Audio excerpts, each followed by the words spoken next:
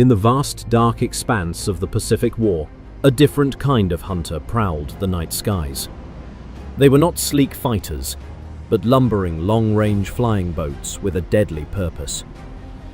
We now uncover the incredible history of the PBY Catalina patrol bombers in The Story of the Black Cats. Now restored and in full color, this film reveals the crucial, often overlooked role of these versatile aircraft. Painted black for camouflage, the Black Cats flew daring, low-level missions under the cover of darkness. They became the scourge of Japanese shipping, disrupting vital supply lines with torpedoes and bombs. A fascinating part of their story is their dual role. By day, these same aircraft transformed into angels of mercy. Known as Dumbos, they flew perilous air-sea rescue missions, saving countless downed airmen from the sea. This is the story of the crews who mastered the slow but resilient PBY, turning it into a legendary weapon and a symbol of hope in the lonely Pacific.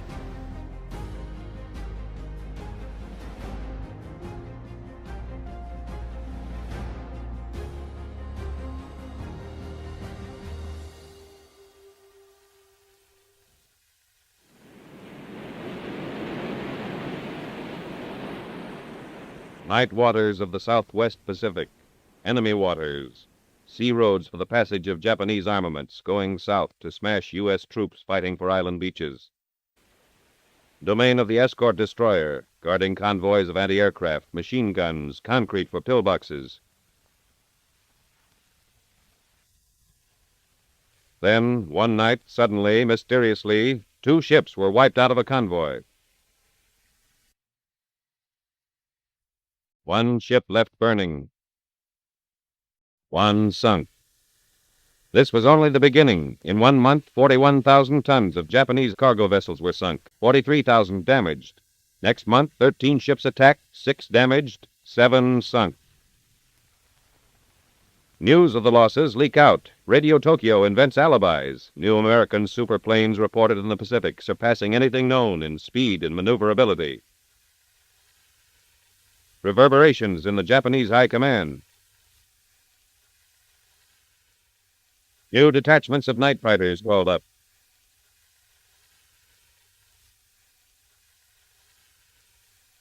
Japanese fleet adjustments made. More destroyers, cruisers for convoy escort.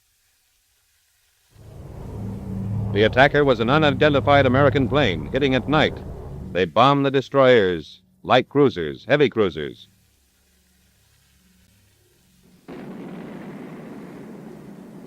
What is this superplane?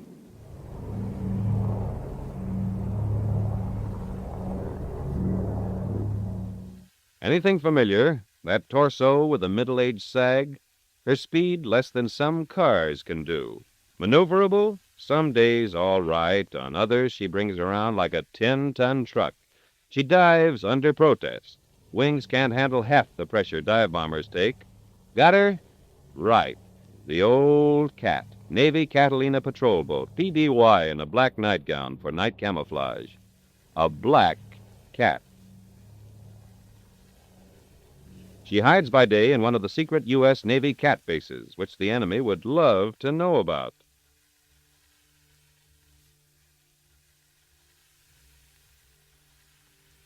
It's 8 a.m. Base personnel watching for a black cat overdue. Last heard from at midnight, attacking a Japanese merchant ship. But they don't watch long. Here comes the cat, and it's a zoom, a signal that she did it again. One more enemy ship on the bottom.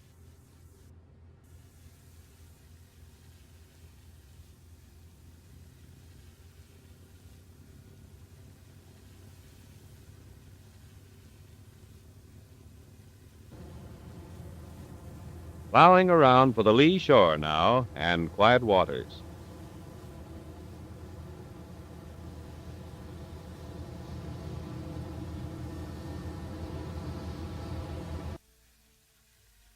A wait for the tow line.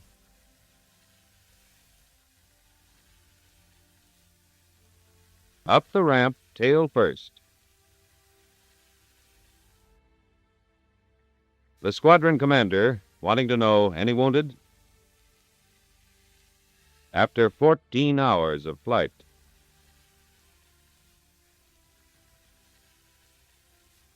Commodore Combs, commander of the task force, arrives in his jeep with Captain Peck in charge of the group. Large freighter made 2 bombing runs, exploded ammunition cargo. Now off to get details and new plans for the coming night's mission. And that beer, which all hands look forward to. But there's one bottle left over. A Navy cameraman hit on the first run, so no pictures. But tonight's another night with a mate to take his place.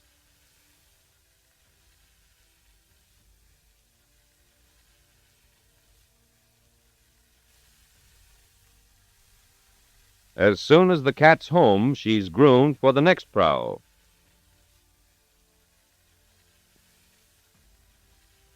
That's a blitz buggy towing her into position for overhaul.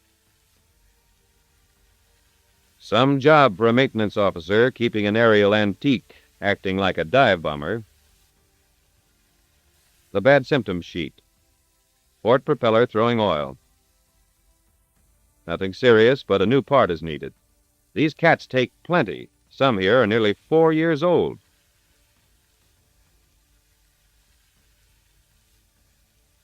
Now, 8 bullet holes, starboard wing. 6, 7, 8. Not so bad. Black cats have wheezed home with more than 100 holes showing through their sides. It came out here, the shrapnel that nicked our cameraman. Such holes are penciled first, clipped, a plate board, riveted. A leak in the fuel tank plug. Gas goes in. Don't ration it. We'll be up all night and part of the next day. Last night's strain told on the tail assembly. Repaired now, wagging her tail and raring to go.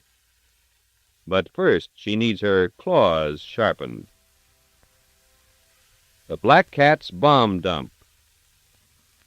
Quarter-tonners. And this, the size Japanese cruisers have a weakness for. 50 calibers, defense against Japanese fighters tonight.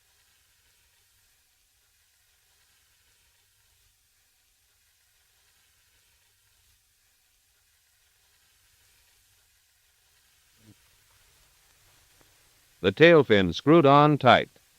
When you swan dive through anti-aircraft, you want bombs that lay in right. Back to the cat.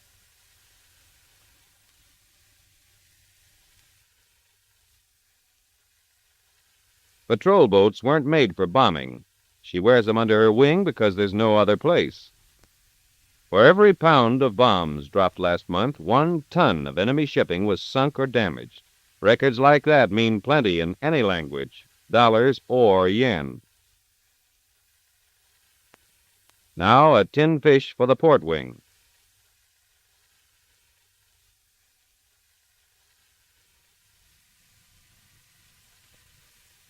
And the 50 caliber just in case, but we'd rather not have to use it. Darkness is the cat's best defense. Darkness and her black nightgown. But the guns are checked. And the cat stands ready, feeling her years, but as fit for combat as good wishes can make her. But first, looking for a stowaway aft. Yes, 2 kinds of black cats at this base. Overside you. In the meantime, the crew we're flying with in an hour is off for a spot of water polo. Coconuts to you.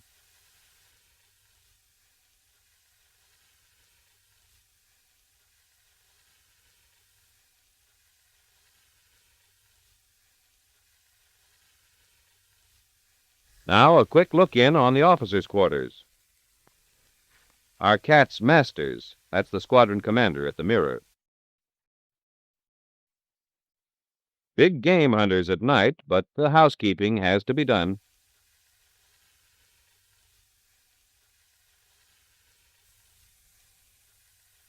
Evening close, 45. Off for briefing. Final instructions. Final warnings.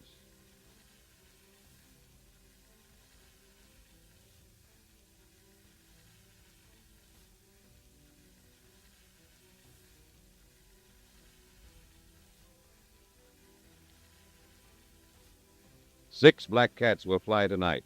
They're pilots and navigators. First discussion.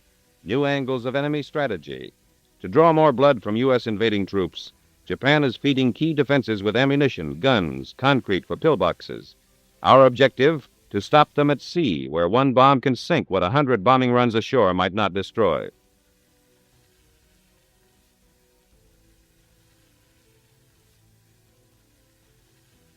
Latest enemy convoy sighting, southbound, 1 tanker, 3 freighters, probably artillery and ammunition, estimated position at 0200.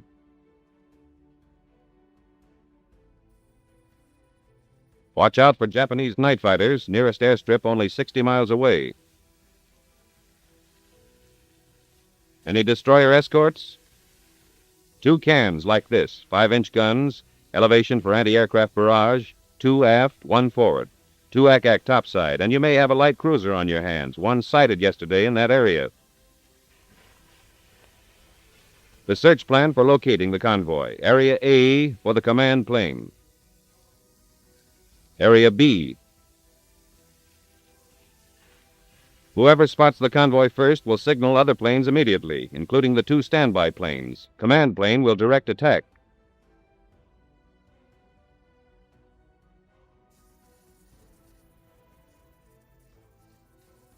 On the way north, the command plane will search enemy-held Harbor X, where the convoy may have dropped anchor temporarily. Watch out for land ack, there's plenty. A nest of 6 heavies to the north. 2 heavies here, 4 mediums south. Last topic, weather. On some nights, even more of a headache than ack. Storm fronts building up to the north, 30-knot headwinds to fight on the way home. Turn back early. If the night clears, don't make a target out of yourself by getting in front of the moon. Now, a half hour left for some quick chow.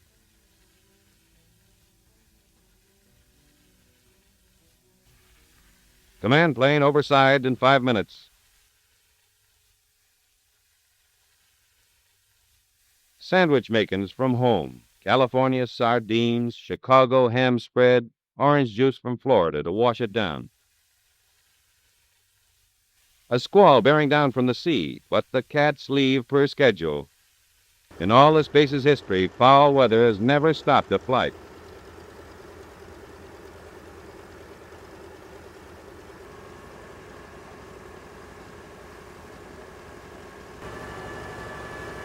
He slides in, hull settling deep under bomb-laden wings. Landing gear disengaged. Wallowing out for the takeoff.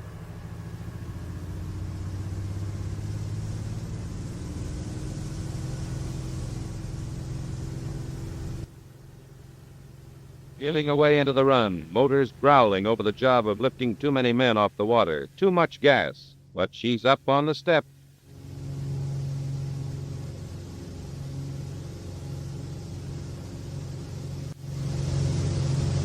Gear off.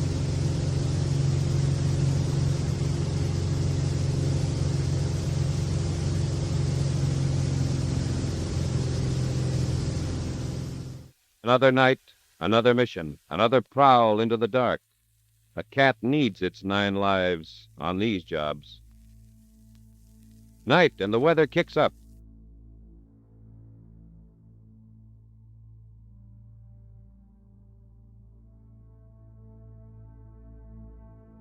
Rough enough to be airsick if you had time. But getting nearer Harbor X, where the convoy might be hiding out, weather or no weather, the cat gives up altitude to find out.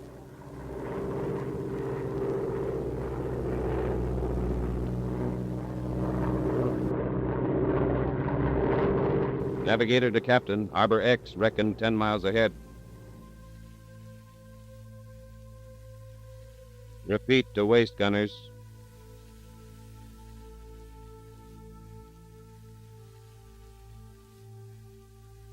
Harbor X, 3 miles off port bow.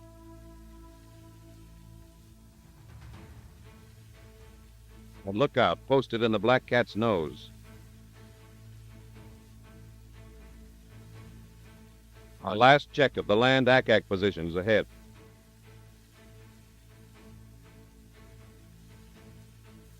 The moon breaks through, silhouetting the cat. Enemy fighter planes coming up, Captain.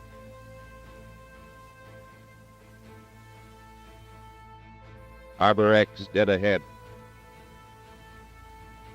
No convoy down there.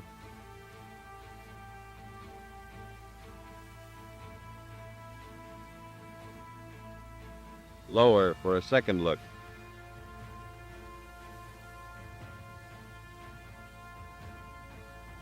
Harbor X empty. Convoy still out at sea. Now to get out, quick. But we're spotted.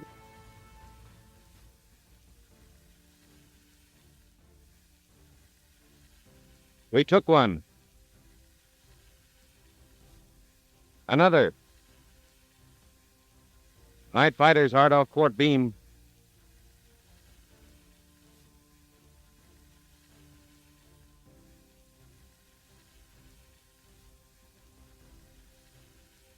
Stand by for a dive to hide.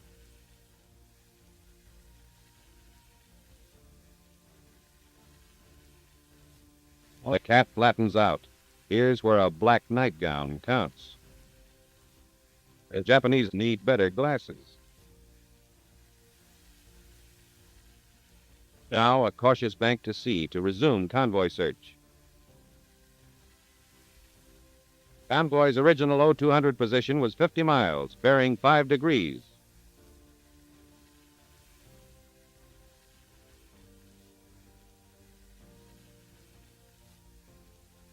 Convoy off port bow. Tail end of the convoy, ammunition freighter. Position signaled to 5 other Black Cats, 0420 south, 15012 east. The plane veers into the wake of the cruiser.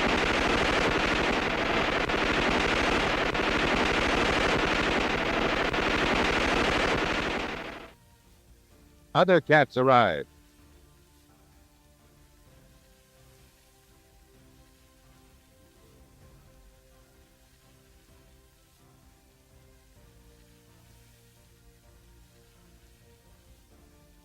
Pick our angle on the cruiser. Then pounce.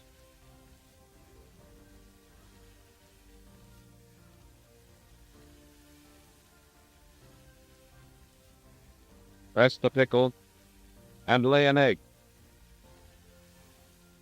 A hit.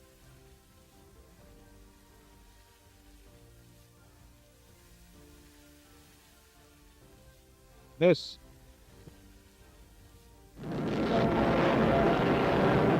Another run. A hit. Lane 3 goes in.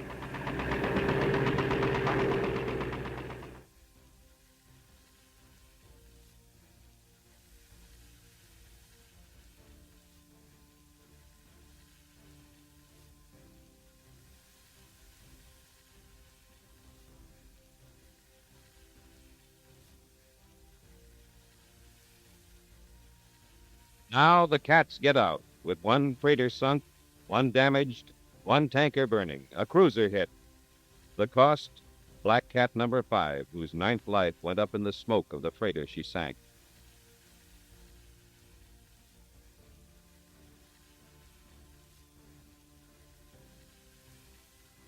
One more flight completed.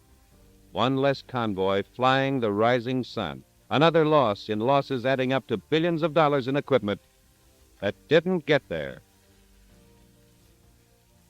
A job done by planes that can't maneuver but do, that can't dive, that can't rev up speed to wiggle out of a run but go in anyway for a second try, a third. What keeps them going? This, among other things, these are American troops grabbing at a beach. a beach guarded by pillboxes and machine guns, by Japanese cannon, mortars, grenades. These things don't grow there. They come in ships that can be sunk, and every less ship gives the men who are landing a better break. That's what keeps the cats flying.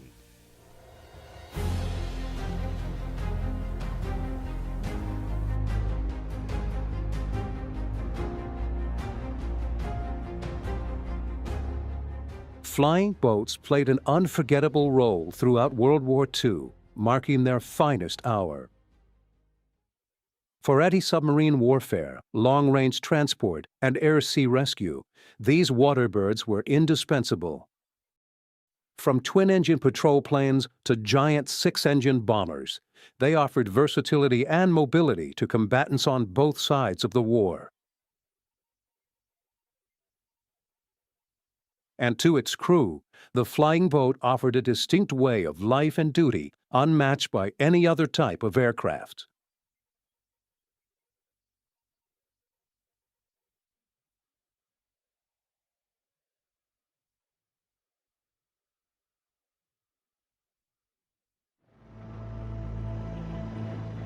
It is the end of 1941. A squadron of Japanese pilots is launched from an aircraft carrier with the command, "Climb Mount Nitaka."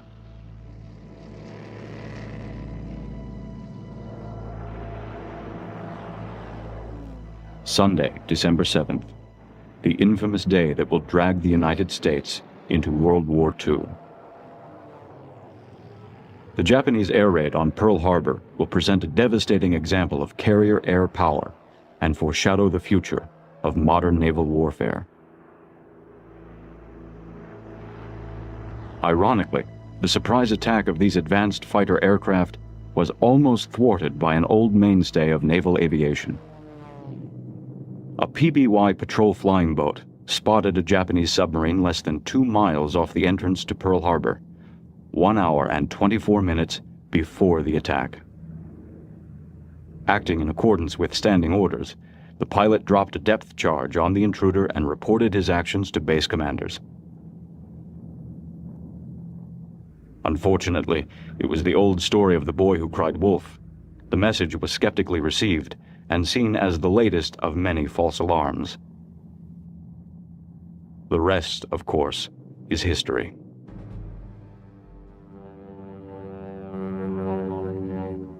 Although the war's great naval battles would be won by the smaller carrier aircraft, ultimate victory hung in the balance of all naval air operations. A partnership that owed its success to the first days of naval aviation, long before a carrier had even been built.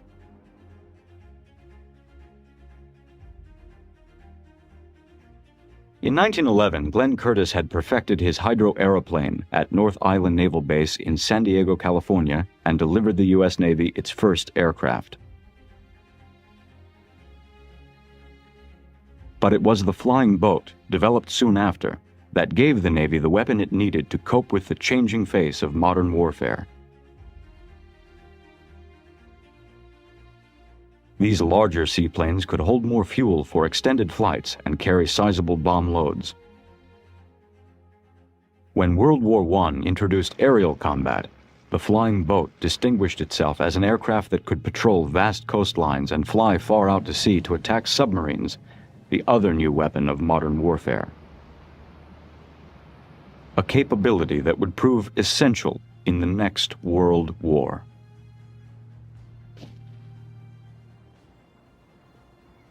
This is the U.S. Coast Guard Air Station in San Diego, California, just prior to World War II. Over the last 30 years, the flying boat has become the mainstay of both Coast Guard and Navy patrol. This Hall PH-3 has served the Navy and Coast Guard extremely well throughout the 1930s. With its short takeoff capability and superior rough sea handling, it is ideally suited for air-sea rescue operations. But as a biplane, its days are numbered. Just blocks away from the Coast Guard station, the Consolidated Aircraft Corporation is busy building the latest and greatest addition to the Navy's Air Patrol Wing, the PBY Catalina.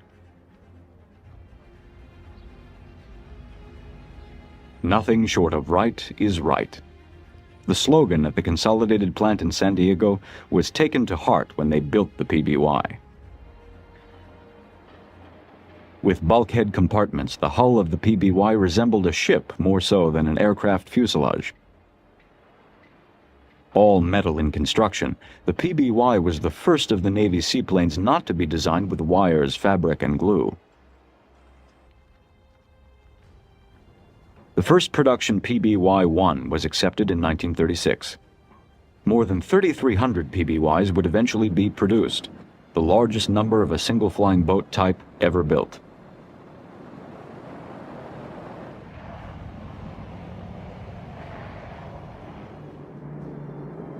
The PBY's maximum range far exceeded that of any other Navy plane, nearly 4,000 miles. For the first time, the Navy had an aircraft that could link the U.S. with its Pacific holdings and extend the defense perimeter far out to sea. Those who foresaw the coming of war considered this capability vital to America's security.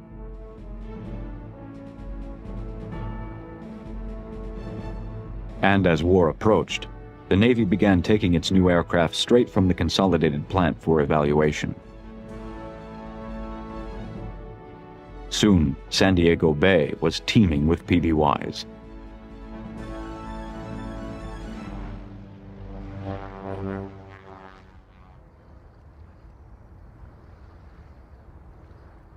Today, San Diego Bay is still teeming with boats, but none have wings. In fact, today, there is not one flying boat serving in the U.S. Navy or Coast Guard. San Diego Bay has changed in 60 years.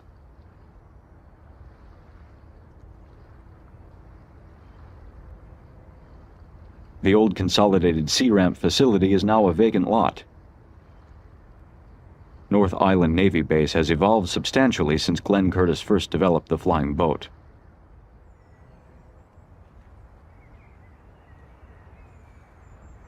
Across the bay, the U.S. Coast Guard Air Station is still in operation.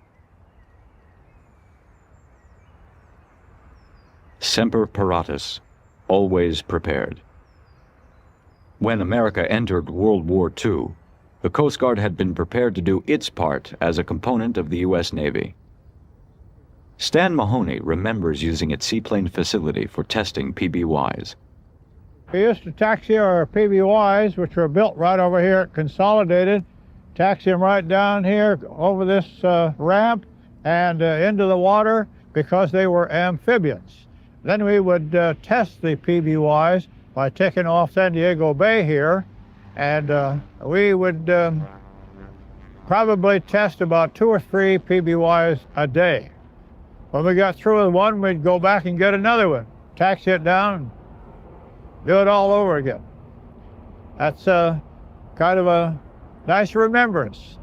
Looking at the old ramp there, it was kind of fun taxiing a PBY across that Harbor Drive and look down and wave at the people as you went by, you know. Kind of brings back memories. The amphibian version of the PBY was delivered to the Navy in 1941. With tricycle landing gear, it could operate from land as well as water. These later models were also configured with transparent waist blisters housing gunner stations with .50 caliber machine guns. With increased production, the PBY set the standard for the Navy's long-range patrol as it could remain aloft for over 18 hours.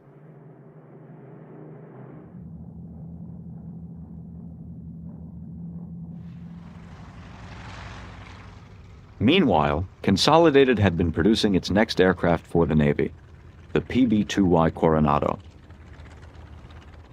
This 4-engine flying boat was designed to meet the Navy's newest requirement for a large, long-range patrol bomber.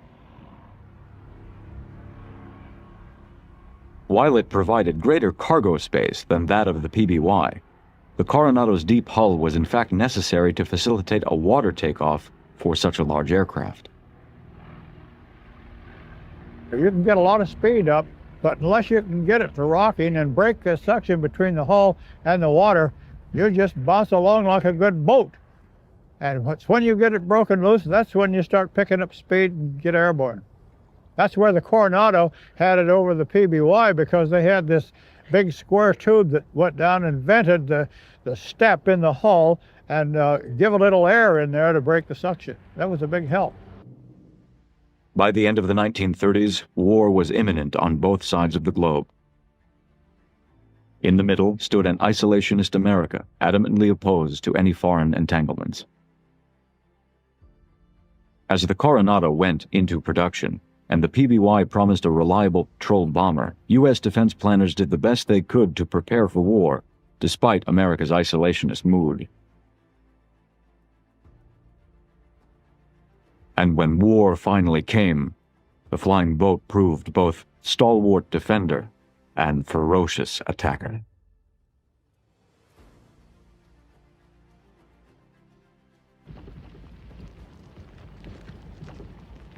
After Great Britain and France declared war on Germany on September 3, 1939, it was not long before Hitler would overrun Northern Europe.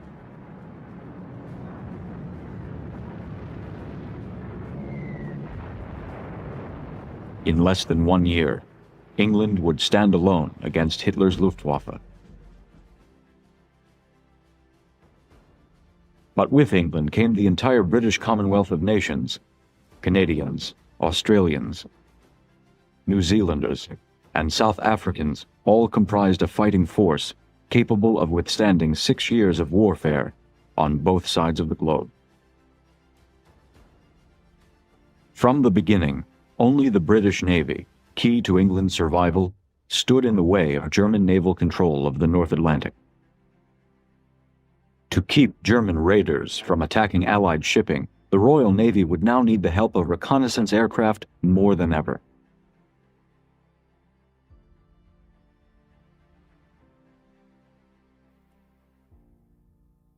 Impressed with the PBY's performance, the British had ordered 50 PBY-5s in 1939 and named them Catalinas. The U.S. Navy liked the name and officially adopted it in 1941. In the spring of that year, Catalinas of the Royal Air Force's Coastal Command would deliver the British Navy a decisive victory in the North Atlantic.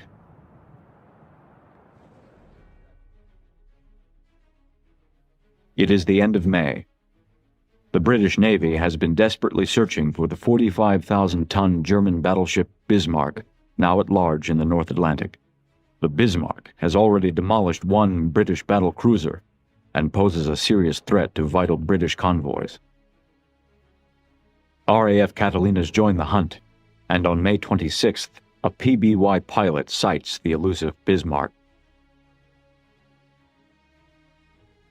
As the Catalinas track the German raider, the British Navy closes in for the kill.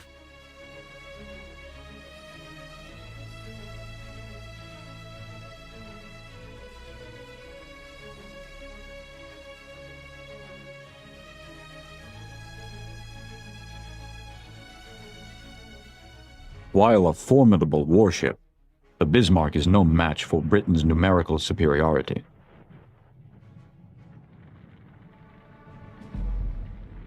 As she sinks to the bottom, so does Germany's hopes for maintaining a threatening surface navy.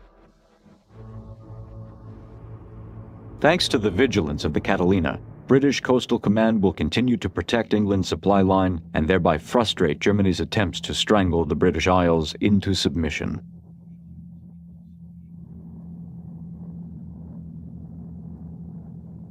One of 3 major RAF operational commands, Coastal Command was charged with maritime reconnaissance. Perhaps no other aircraft epitomized Coastal Command during World War II more so than the Short Sunderland. Built by the Short Brothers Aircraft Company, the Sunderland was an anti-submarine and long-range patrol bomber.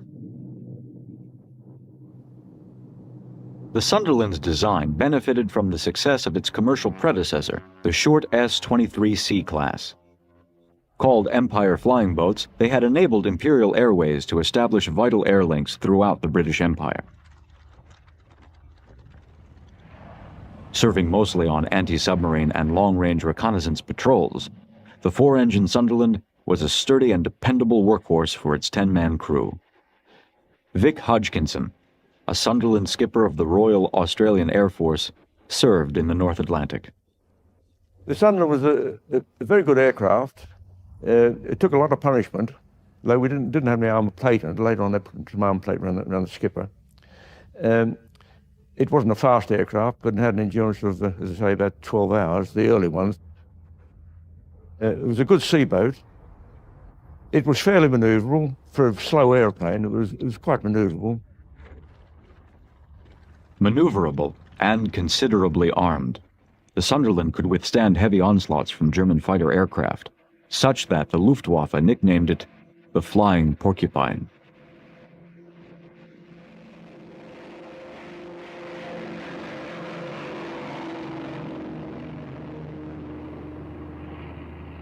It was the first flying boat to be equipped with power-operated bow and tail gun turrets, 8 .303 caliber machine guns in all, 2 at the front, 4 in the rear, and 2 at the midsection.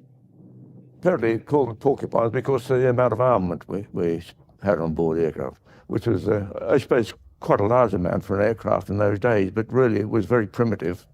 And the Germans thought we had cannon on board, thank heavens, because they normally gave us, in my day, gave us a wide berth. But the 303, as I mentioned, had a very poor range against the cannon. But close in, of course, you had the concentration of firepower. If you get them in close enough, then you had a chance of doing some damage. Time was spent avoiding rather than attacking German aircraft. Instead, Sunderlands pursued a more stealthy quarry, the U-boat. Armed with mines, bombs, and depth charges, the Sunderland could be a deadly opponent.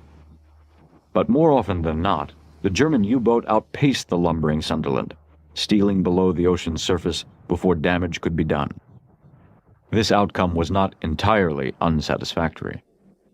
Submarine work, of course, we flew patterns over an area where the submarines were expected to be. Mainly on the roundabout between the 100-fathom line off the coast of France and inshore. We didn't fly much closer than about 50 miles off the French coast. And the idea there was to keep the submarines under the water until they reached the 100-fathom line, which meant that they had to use their batteries. And by the time they got the 100-fathom line, they had to surface anyhow to charge them again. So that was the reason for that exercise. And of course, other times you met them further out to sea.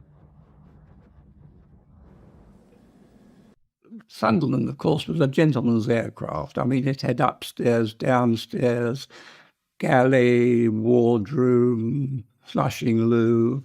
So the impressive thing about it is carries all mod cons aboard. You have your own kitchen and everything else there, and bunks and what have you.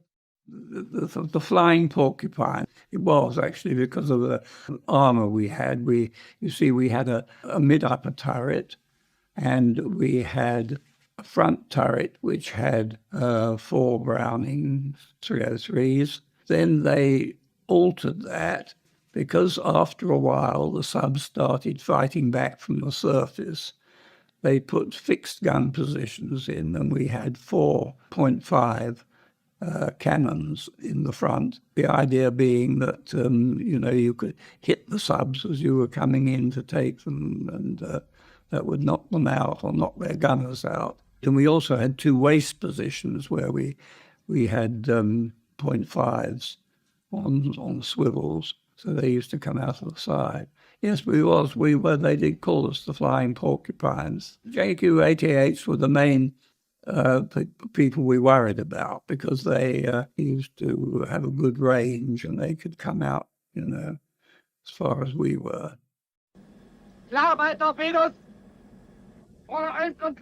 Although the element of surprise was the U-boat's strong point, it operated best not beneath, but above the water's surface. It could move faster and destroy ships with greater accuracy and firepower. British Prime Minister Winston Churchill once stated that the only thing that ever frightened him during the war was the U-boat threat.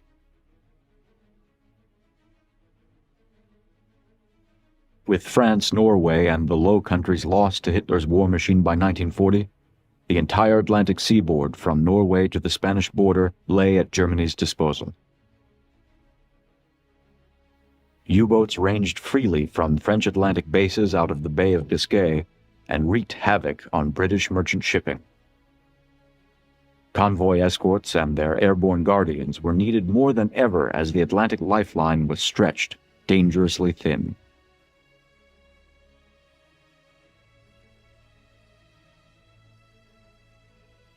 In August of 1941, just prior to America's entry into the war, President Franklin D. Roosevelt and Winston Churchill meet secretly on the USS Augusta to sign the Atlantic Charter, setting forth the aims of the war against Germany.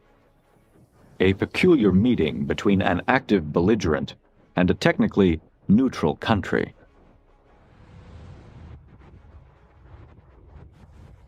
Under the Lend-Lease Act, the United States has agreed to extend Britain's credit for war supplies, practically committing America's industrial resources to the defeat of Germany. The neutral U.S. was teetering on the edge of war.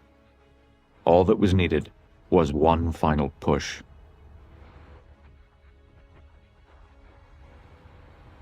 The surprise was complete. America's Pacific Fleet had been caught sleeping.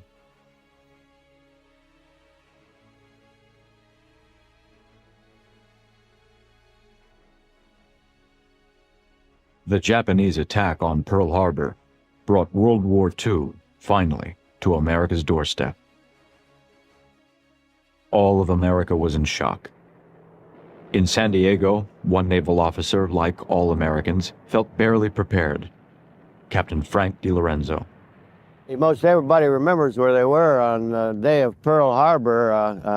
I was flying for the Navy out of San Diego, and a bunch of other bachelors, and I had a house right in Coronado, California, and we were just sitting around a Sunday morning drinking Bloody Marys, and we got a telephone call. The fellow said he was a duty officer and said for us to get down to the squadron right away. Well, we thought it was a gag and hung up the phone, and the phone rang back immediately. It said, "Get your butts down to the squadron right now, we're at war." And we turned the radio on, and of course it was all full of the day of infamy, and we went down to the squadron, and mass confusion. We knew we were at war. We didn't know where the enemy was, but we knew we had to fly. Immediately, attention focuses on America's first line of defense, the coastline. How far off the western coast have the Japanese come? Heavy patrol is imperative. The Coronado is one of the first long-range patrol planes the Navy deploys to guard the vast Pacific coastline. Although there never would be a Japanese invasion of America's coastline, the threat was there and the fear genuine. These large sentinels and other flying boats of World War II became the eyes and ears of the fleet. The Coronado could cover 2,300 miles non-stop to look for enemy activity, keeping the Navy alert and ready for mobilization at a moment's notice. Also, its great size could hold a 12,000-pound bomb load for an immediate attack if necessary.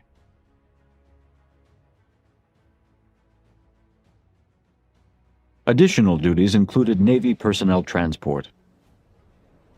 Captain DiLorenzo once had the honor of flying Admiral Chester Nimitz to Pearl Harbor soon after the attack in order to take command of what was left of the Pacific Fleet. Over Pearl Harbor, we invited the Admiral up to the flight deck and asked him if he would like to look at the site of what the Japanese had done to our fleet, and of course he eagerly accepted. And we flew around and made 2 or 3 turns around Pearl Harbor and around Hickam Field so he could survey all of the damage. And he shook his head and clucked his tongue. It was really a sickening sight. The California was sunk. The Utah had completely turned turtle. Her keel was sticking right straight up in the air. The Arizona had settled as where she is today, and there was oil all over Pearl Harbor, around Fort Island, a couple of inches thick. It was one of the most sickening sights that I have ever seen, and it's been indelibleized in my mind.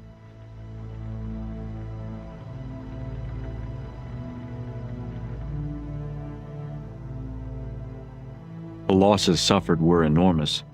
Except for the 3 aircraft carriers that were luckily out at sea, the entire Pacific Fleet was damaged or destroyed. All 8 battleships were put out of action. Almost all of the aircraft were destroyed. More than 2,400 Americans were killed. Vice Admiral Bull Halsey, commander of the Pacific Carrier Task Force, launches air raids of his own on enemy shore bases to let the Japanese know that America is still a force to be reckoned with. The enemy counterattacks with superior aircraft, piloted by more experienced fighters. The Japanese Zero, although lightly armored, is faster and more maneuverable than the American Wildcat. But with time and training, American carrier fighters will gain the experience needed to eventually beat the Japanese at their own game.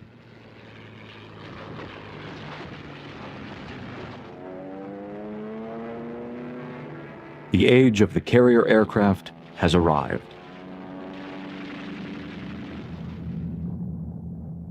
Meanwhile, Midway Island stands alone as America's outpost in the Central Pacific. Its continued survival depends largely on flying boats like the PBY. U.S. carrier aircraft will win the epic Battle of Midway. But before that battle begins, PBYs will report the advance of Japanese vessels and make the first torpedo attacks before the carrier even launches its first aircraft.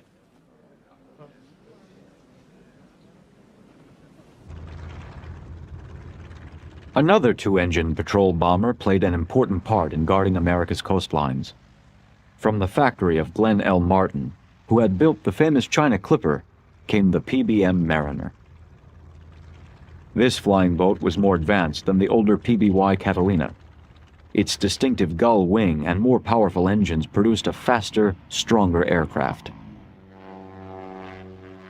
The popular PBM-3 version joined the U.S. Navy in the spring of 1942 and served exclusively in the Atlantic against German submarines until late 1943.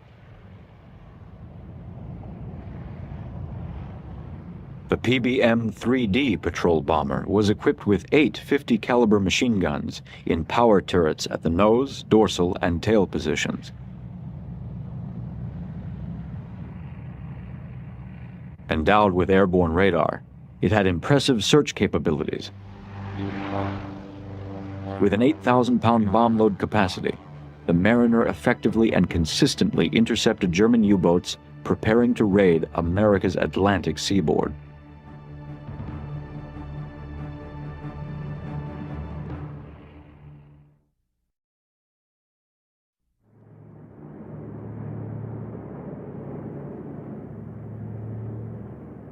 On the other side of the Atlantic, the Sunderland was doing its best to counter the U-boat menace. Sometimes, however, the greatest menace was not met at sea, but upon returning to base.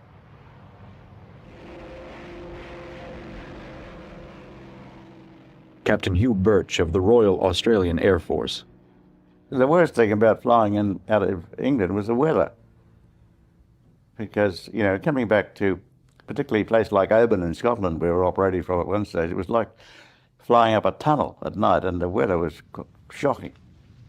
You know, very, very strong winds and rain, snow. I think a lot of the younger Australian pilots lost their lives coming back to their base in England because they'd all been trained in very good weather here in Australia, you know, some in Rhodesia and some in Canada where the weather was good. and a lot of them lost their lives before they even got onto a enemy raid. In the war between submarine and airplane, direct confrontation was more the exception than the rule. The greatest contribution maritime patrol gave to anti-submarine warfare was air deterrence. The number of U-boats actually sunk or damaged during the war is not high. They were, however, frequently forced to submerge far beneath the ocean's surface and thereby effectively deterred from attacking Allied shipping. When a direct attack could be made, as with this RAF Catalina, the effects were often lethal. The Catalina could hold 4 650-pound depth-charge bombs and, with a good hit, could seriously cripple or destroy an unlucky U-boat.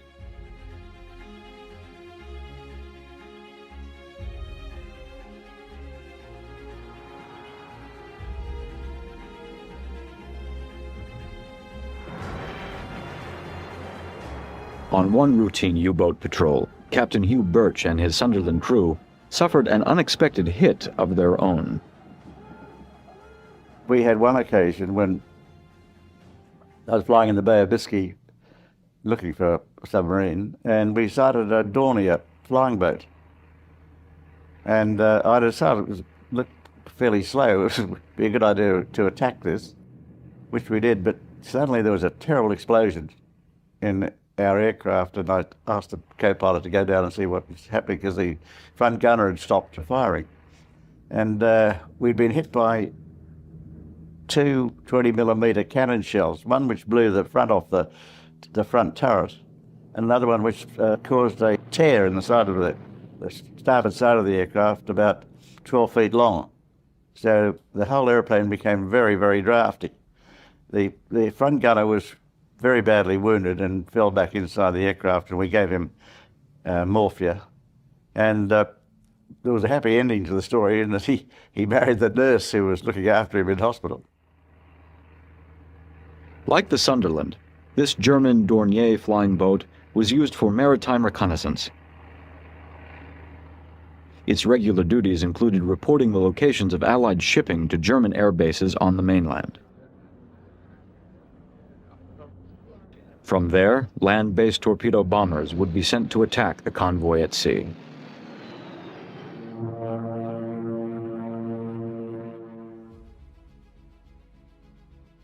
Of all of Germany's World War II flying boats, the most impressive was the Blohm and Voss BV-238.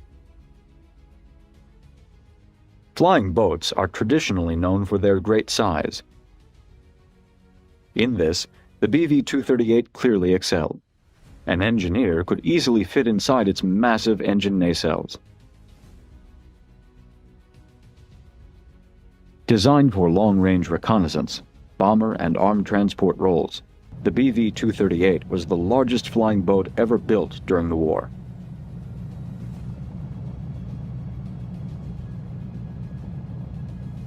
This prototype did not appear for flight tests until the spring of 1944. Before it could take on its bomber form, it was destroyed in a strafing attack by American Mustang fighters.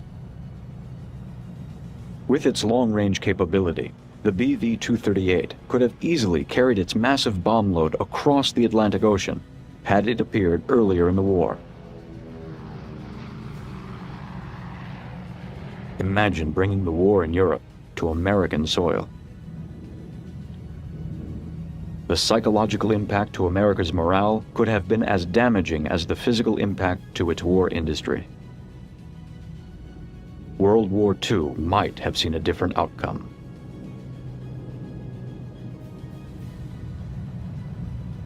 One giant flying boat that the Luftwaffe did have at its disposal was the Blohm and Voss BV-222 Viking. Originally built for transatlantic commercial air service, the Viking was adapted for wartime use as a long-range maritime reconnaissance and transport vehicle. Although smaller than the BV-238, the 6-engine Viking was the largest flying boat in production and service during World War II. In fact, flying boats like the Viking continued to be the largest type of aircraft in production until the logistical demands of the war finally produced airstrips capable of supporting large land planes.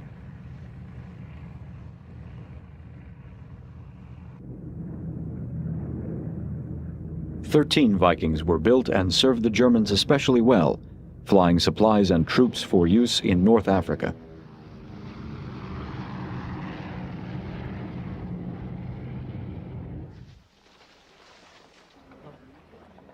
In British Africa, crude airstrips were hacked out of the thick jungle so that Allied land planes could maintain supply lines across the continent.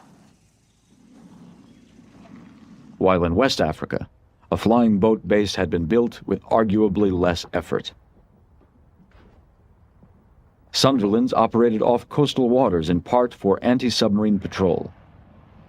But they also flew huge shipments of supplies to East Africa, including Alexandria and other British seaports.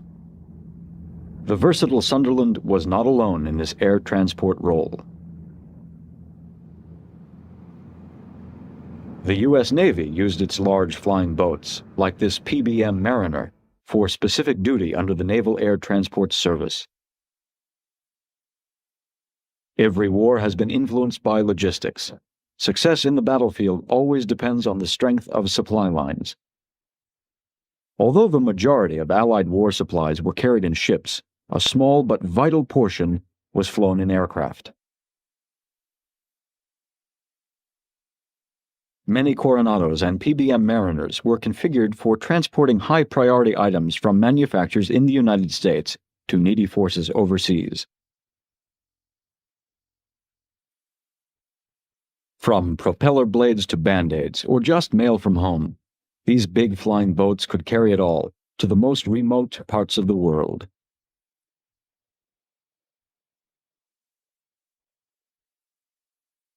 And men, perhaps the most important cargo, battle-weary soldiers and sailors going home.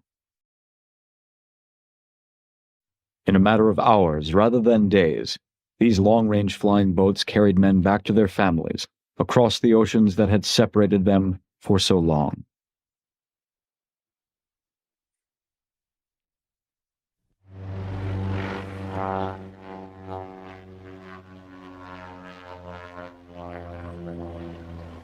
By mid-1943, the Allies had stemmed the Japanese tide in the Pacific, and with the air support of PBY Catalinas, they began taking back the islands they had lost.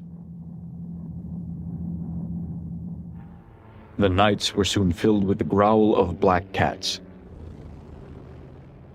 The legendary PBYs painted coal black for camouflage in nighttime raids. As Allied forces chipped away at Japan's empire by day, the Black Cats moved with them, knocking out enemy airfields and supply lines by night. Operating from hastily prepared bases in hidden lagoons, these cats highlighted the merit of flying boats. Especially as the island-hopping campaign toward Japan progressed. The battles were long and hard. It took months of bloody fighting through the Solomon Islands before the Japanese were finally forced out of Guadalcanal. U.S. naval and marine forces fought for every island inch, but the Japanese continued to be resupplied by the infamous Tokyo Express, a supply line of warships and cargo vessels that stole through the night and refreshed beleaguered Japanese defenses. This is where the Black Cats made their mark. As daylight faded, the cats took off into the night, armed with fresh rounds of ammunition and 4,000 pounds of torpedoes, bombs, or depth charges. They faced little opposition under the shroud of darkness.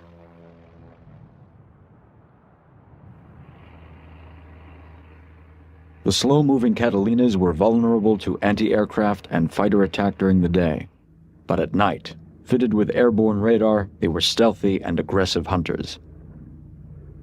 The Japanese, who did not have radar, were often unaware of a Black Cat approach before it was too late. Hunting in packs, the Black Cats pounced on exposed enemy ships, often with devastating results. Constant nighttime attacks like this left little room for reinforcement to Japanese troops.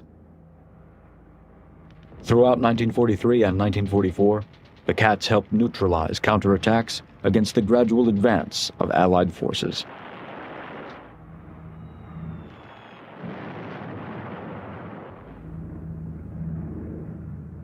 Many Marines owed much of their success to Black Cat operations. And the Cat crews knew who to thank: the old reliable PBY. Its ruggedness and durability could absorb heavy anti-aircraft fire and still limp home, sometimes with only one engine running. And if necessary, it could always make a safe water landing. The versatile Cats clearly earned their keep.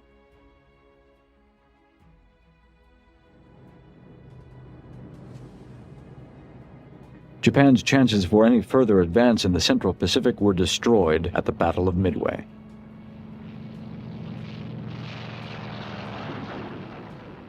Before the first shot was fired, U.S. fleet commanders had known that the battle would be won in the sky, not on the sea.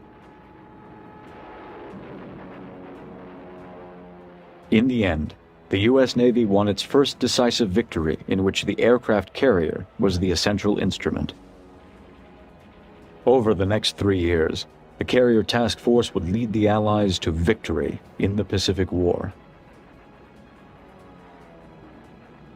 The writing was on the wall. The future of naval aviation lay with carrier air power.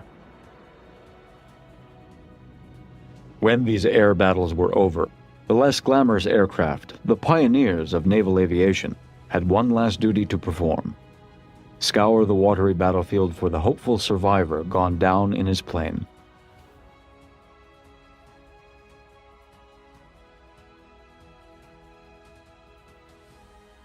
For air-sea rescue, the flying boat was hard to beat. Hundreds of downed pilots escaped a watery death thanks to the reliable PBY. And perhaps hundreds more owe their thanks because these patrol planes better prepared the fleet for battle with advanced reconnaissance.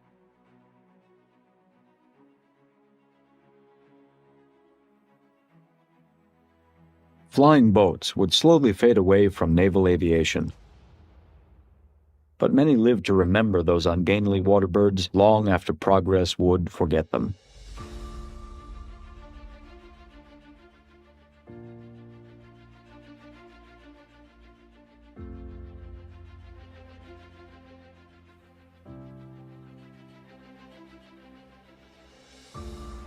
Stan Mahoney does more than remember.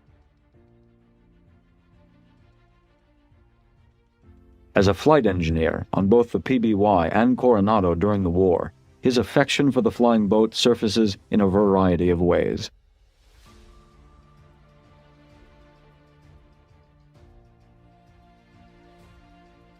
When he's not revisiting his old stomping grounds at San Diego Bay, he indulges in his favorite hobby.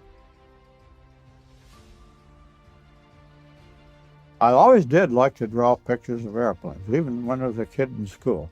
In fact, I even got in trouble for drawing pictures. And so when I was in PSA, they used to tell me, why don't you draw those pictures when you retire and take them, sell them at the airlines, at the air shows? So that's how come I started drawing these airplane pictures, and they sell them at the air shows. And it's been a very enjoyable hobby. And I also like to write. I write all kinds of stories, and I even wrote a book called I'm in Aviation Now. It gets the whole story about all this kind of flying, illustrated by myself. This is a drawing I did of sort of an exploded view showing the interior of a PBY, starting off with your gun station up in the bow, and then the bombardier station you can see there, and the pilot stations inside. Then you come to the radioman on the right-hand side of the hull, and on this side in this picture is the navigator station. And then you go through a bulkhead into the next compartment, and the flight engineer is up in his little cubicle above the hull, clear up above it, with a window on each side. That was really neat. Yeah, the window on the right next to your shoulder, and a window on the left next to your left shoulder. You could look out either way, but you couldn't look forward because all your instruments were forward. Aft of that is the bunk room. And then aft of that, there's another bulkhead there. After that is the two blisters where the gunners were stationed with the 50 caliber guns. Then aft of that, there's another bulkhead. After that is a tunnel hatch, which could be opened, and there was a 30 caliber gun back there as well.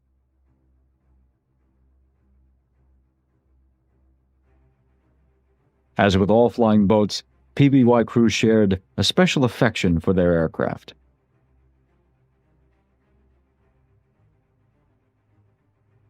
Part plane, part boat, its missions took them where no other aircraft could go. And life on board brought a feeling of being part of something unique. All flying boat pilots regarded themselves as a race apart, and we used to develop the myth of the flying boat crews. And as somebody once wrote to its crews, the Sunderland was much more than just a good machine. It represented a wholly distinct way of life. As with no other aircraft used by the Royal Air Force, it became war chariot, home, bed and board to the men who flew in it. A unique relationship between man and machine, firmly established from the very beginning, with its highly esoteric way of life and attitudes, the near-naval terminology in everyday speech, and by no means least, an extraordinarily close comradeship. Once airborne, a Sunderland was literally a self-contained war unit of men and machine with a breadth of possible situations and actions unknown to any land plane. So I think that's a fairly good description of the Flying Boat Union.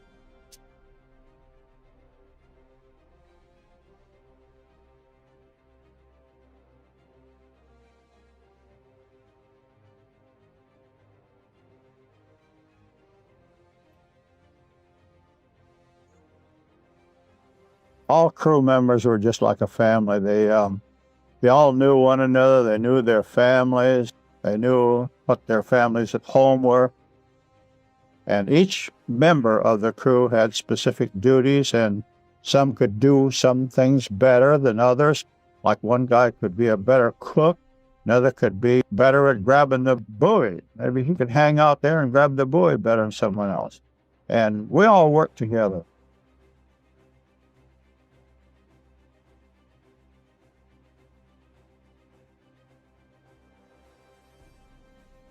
With the Japanese surrender in 1945, a war ends in which the flying boat faces an uncertain future. The aircraft carrier has succeeded the battleship as the primary naval attack ship and has become the new champion of naval aviation. While World War II was the flying boat's finest hour, it was also the beginning of the end. The increasing availability of fixed airstrips built for use in the war and the advantages of operating aircraft from such facilities signaled the demise of both the military and commercial flying boat.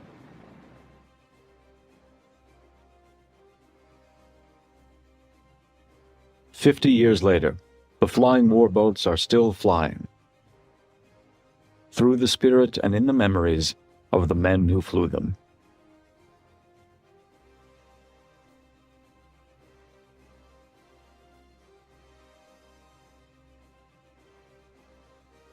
When Stan Mahoney flips through his old logbook, the flying boat is alive once again. This goes back to the first flights I made in a PBY. You look in here and see where you did something that brings the story back. So then I turn around and write the story in the book. It kind of helps you to enjoy life, see. After all, you know, I'm getting up there. I'm 82. So kind of keep me going.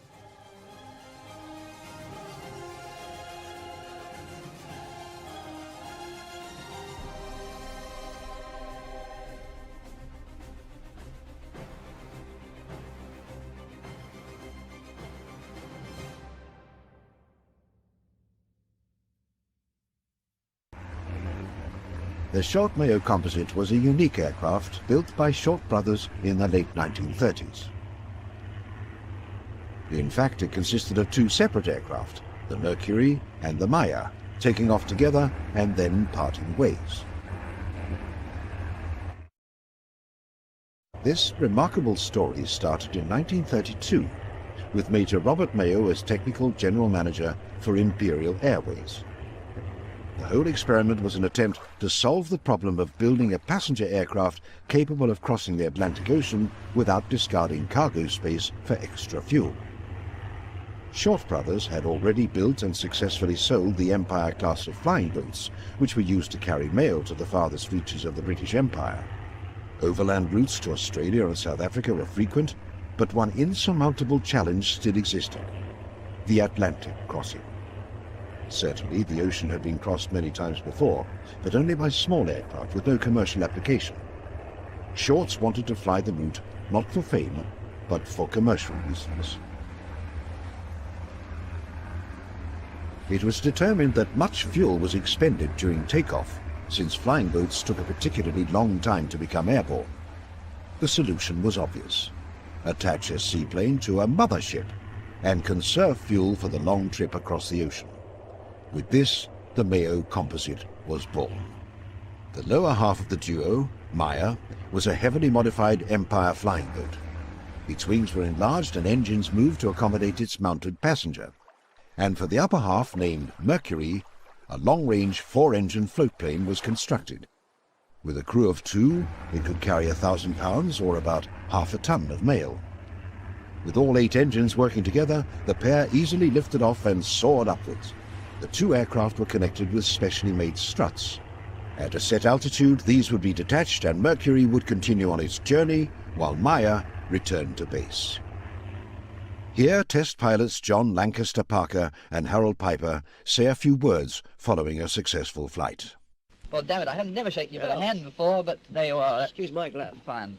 And I don't know what your impressions were when we left, but I found the weather was much better than I expected it to be, and everything was going right, so I very quickly asked you your opinion.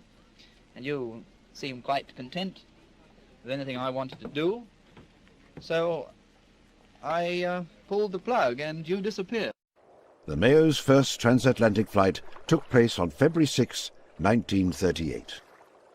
The journey from the west coast of Ireland to Montreal, Canada took 20 hours and 21 minutes to complete, with an average ground speed of 137 miles per hour.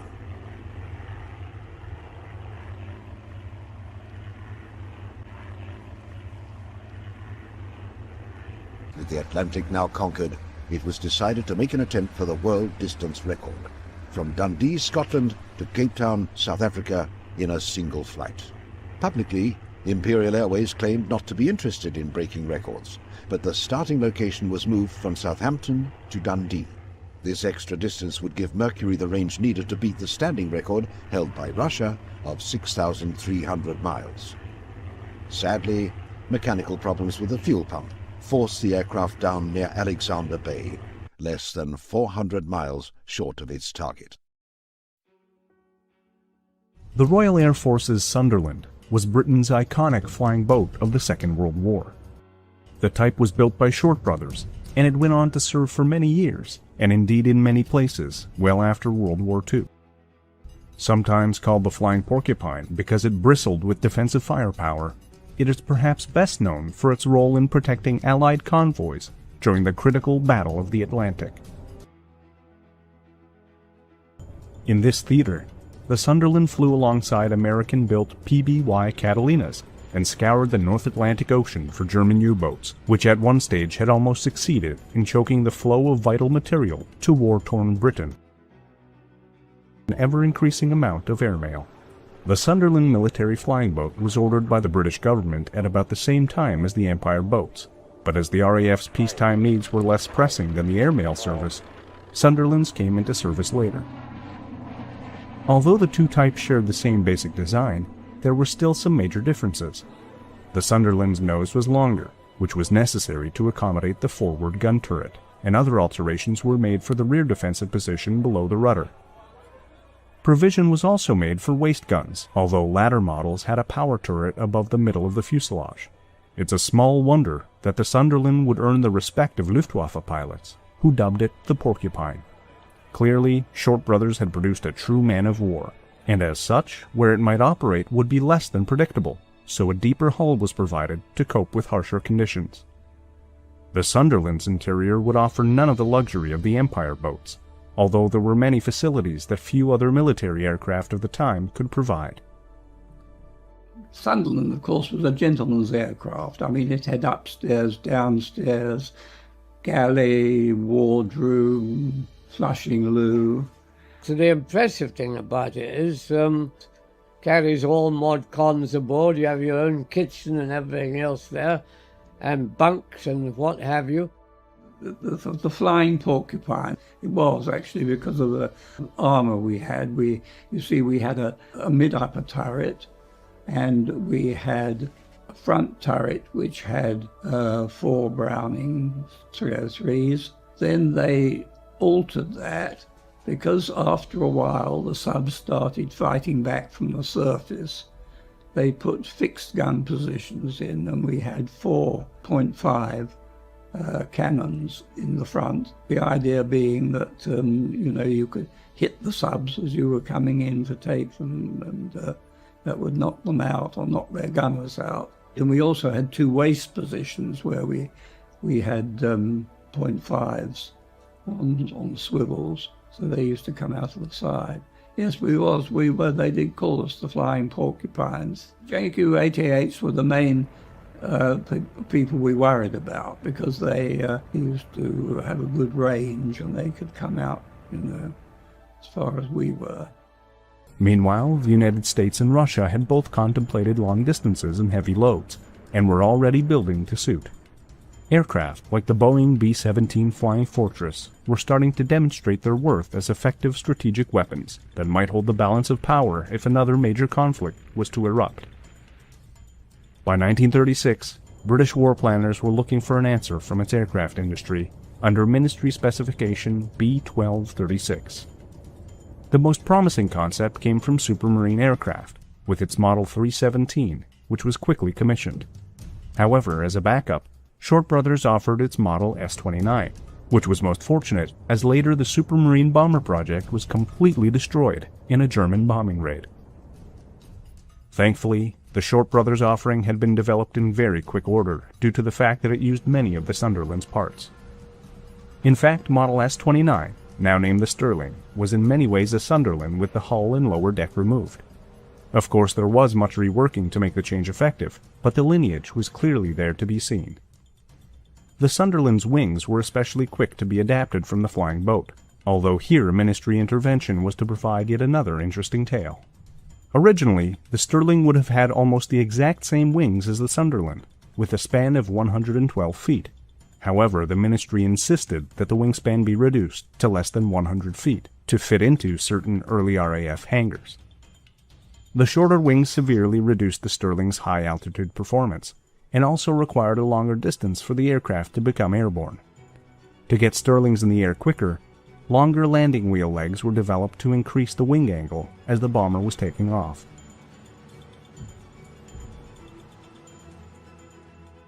However, Short Brothers' first attempt at a retractable undercarriage would also be problematic. Curiously, the shortened wing actually had its advantages, mainly because it allowed the aircraft a high rate of roll, which made it very agile and more able to avoid attacking fighters. Born out of a famous flying boat, the Stirling was generally very well liked by its crews, perhaps in some small part because it actually provided one crew bunk, another link to its Sunderland ancestry. By 1946, Stirlings were out of service with the RAF, with over 2,400 being built in 5 years, many of them by the Austin Car Company in Birmingham. This output was actually 3 times greater than that of the Sunderland flying boat that had spawned the bomber's creation. Sunderland flying boats flew on till the 1960s.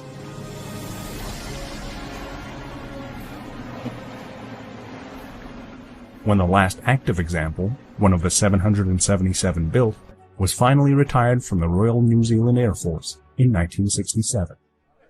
The JRM-1 Martin Mars was the largest flying boat ever to enter production. Initially intended as a long-range bomber and ocean patroller, the Martin Mars was redesigned as a long-range general transport. Martin developed the Mars at its factory in Middle River, Maryland, and the original prototype, known as Old Lady, was launched in 1941. Although the Navy ordered a total of 20 Mars flying boats, by the time the prototype was fully tested, the end of World War II had lessened the Navy's need for the massive aircraft, and they decreased their order to 6 and had her redesigned as a transport. The redesign involved the removal of gun turrets, bomb bay doors and armor plating, the addition of cargo handling equipment, cargo hatches, and the decking was reinforced. The first Mars was named the Hawaii and was delivered to the Navy in June of 1945. She was followed by the Marianas, Philippine, Marshall, Caroline, and a second Hawaii to replace the original, which was destroyed in an accident. The Mars served the U.S. Navy until 1956, predominantly on the Pacific flights between California and Hawaii, and established airlift and endurance records, many of which they still hold today. In 1959, the 4 remaining flying boats were sold to a Canadian company to serve as firefighting tankers, and today 2 still serve in this role. The Saunders-Roe Princess was the last of the giant flying boats. With the exception of Howard Hughes' Spruce Goose, the Princess was the largest flying boat ever built, and in May of 1946, work began on 3 prototypes of this gentle giant. The Princess was nicknamed the Double Bubble and designated the SR-45. She was intended to fly the non-stop transatlantic route from Southampton to New York, carrying 105 lucky travelers on her luxury-outfitted twin deck. The Princess was powered by 10 Bristol Proteus 600 turboprop engines that were housed in 6 engine nacelles mounted in the wings.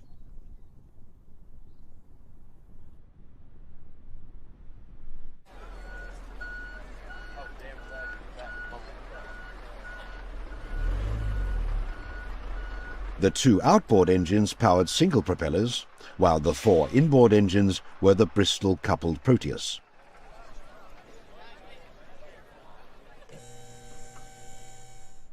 With a wingspan of 220 feet, nearly 150 feet from nose to tail, and a height of more than 55 feet, the complete Princess weighed in at a massive 190,000 pounds.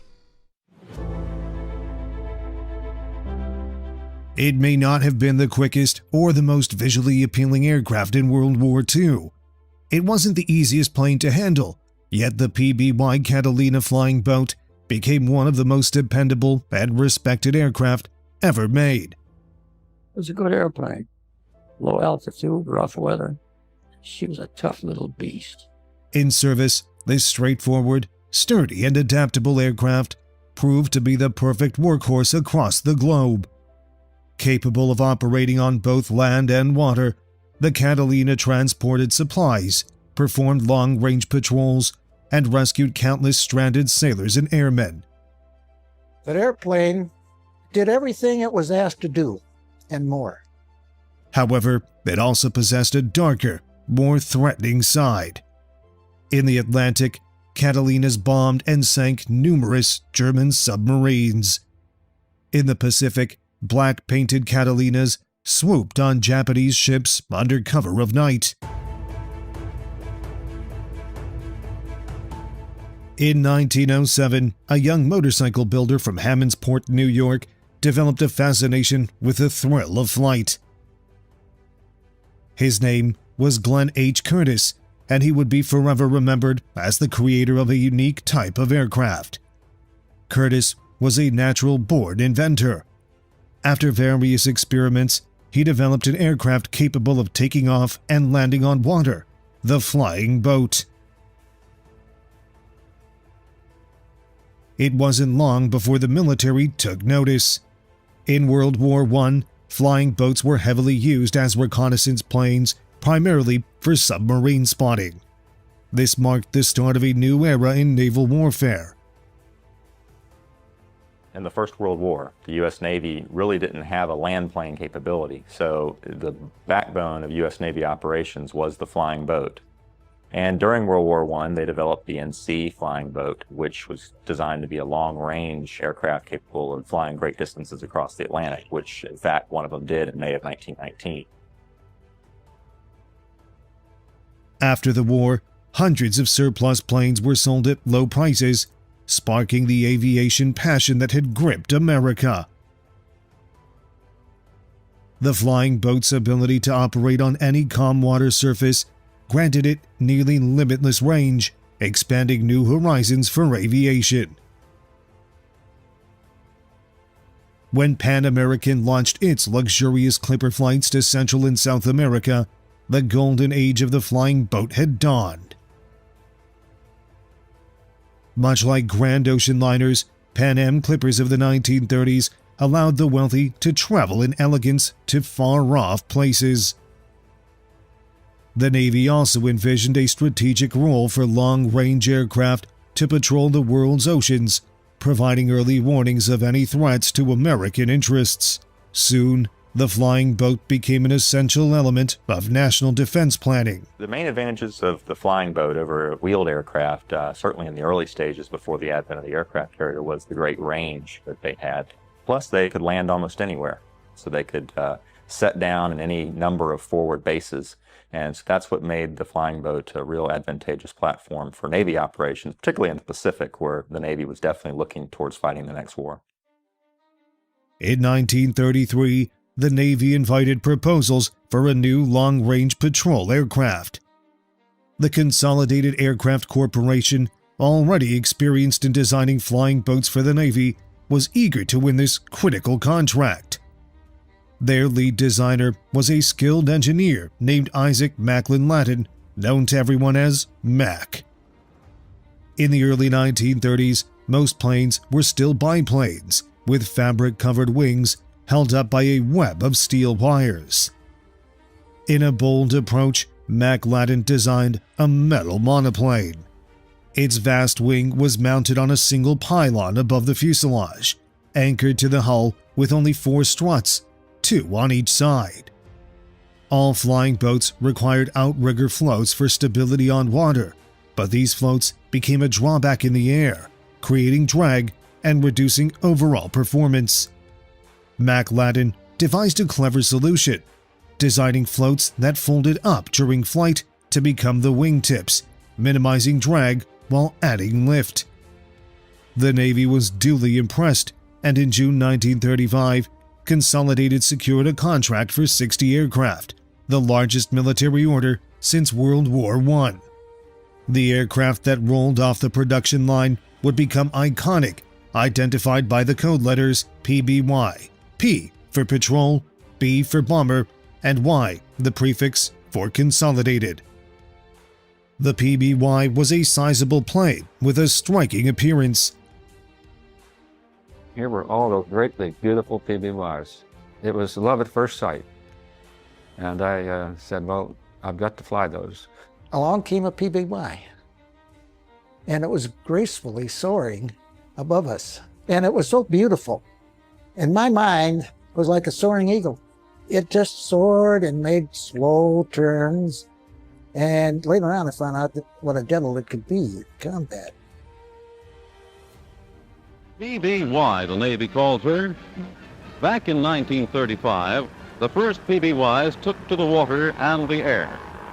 Commonplace today, but then a milestone in the history of aviation. It became best known as the Catalina, or simply the Cat. With a cruising speed of just over 130 miles per hour, the twin-engine Catalina wasn't especially fast, but it offered remarkable endurance, with a range exceeding 3,000 miles and the ability to stay airborne for more than 15 hours. Though it was always susceptible to attack, the PBY's main armament was formidable. It included 2 heavy machine guns mounted in blisters on each side of the rear fuselage.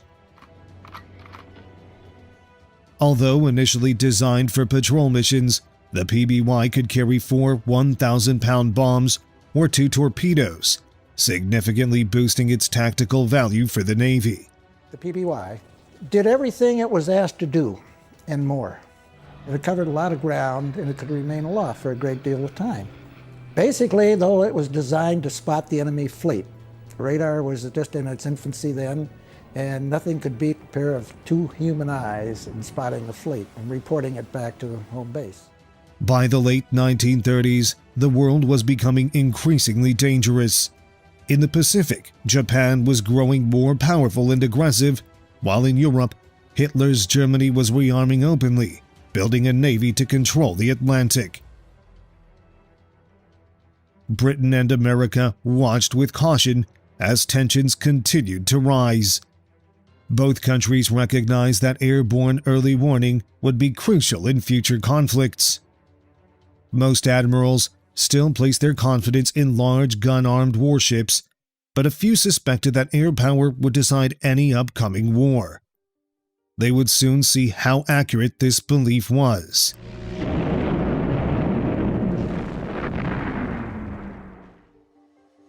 September 1939, Europe is thrust into war.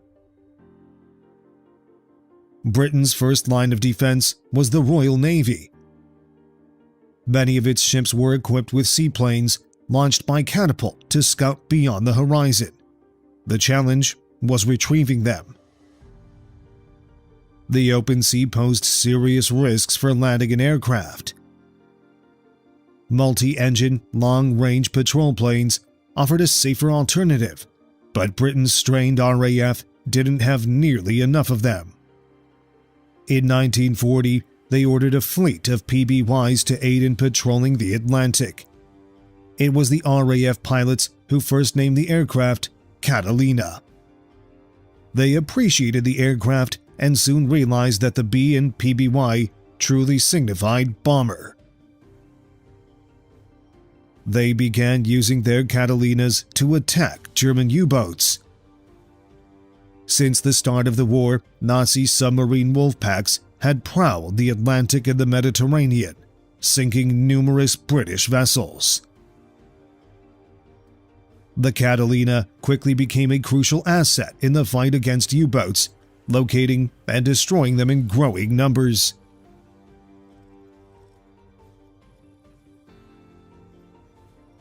However, Germany's formidable surface fleet continued to pose a grave threat. In May 1941, the Cat played a role in securing a significant British naval victory. The Royal Navy was chasing the German battleship Bismarck, 42,000 tons of steel and the pride of Hitler's battle fleet. In a clash west of Iceland, Bismarck had sunk the British battleship HMS Hood with a direct hit. Only 3 of her crew members survived. The Bismarck then disappeared into the fog. Somewhere under that mystery of fog, the Bismarck was steaming under forced draft for a safe haven. Then a rift in the clouds, a telltale wake. A Catalina flashed the word, "Quarry sighted." It was an RAF Catalina patrol plane from Coastal Command that finally tracked down the Bismarck. Its location was relayed, and Britain's Royal Navy moved in to finish the job.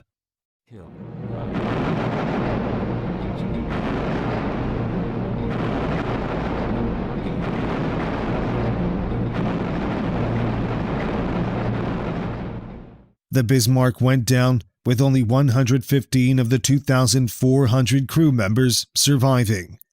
Britain had maintained her supremacy in the North Atlantic with the help of a plane designed to maintain United States supremacy in the Pacific. The attack on the Bismarck clearly highlighted the value of long-range patrol aircraft in combat.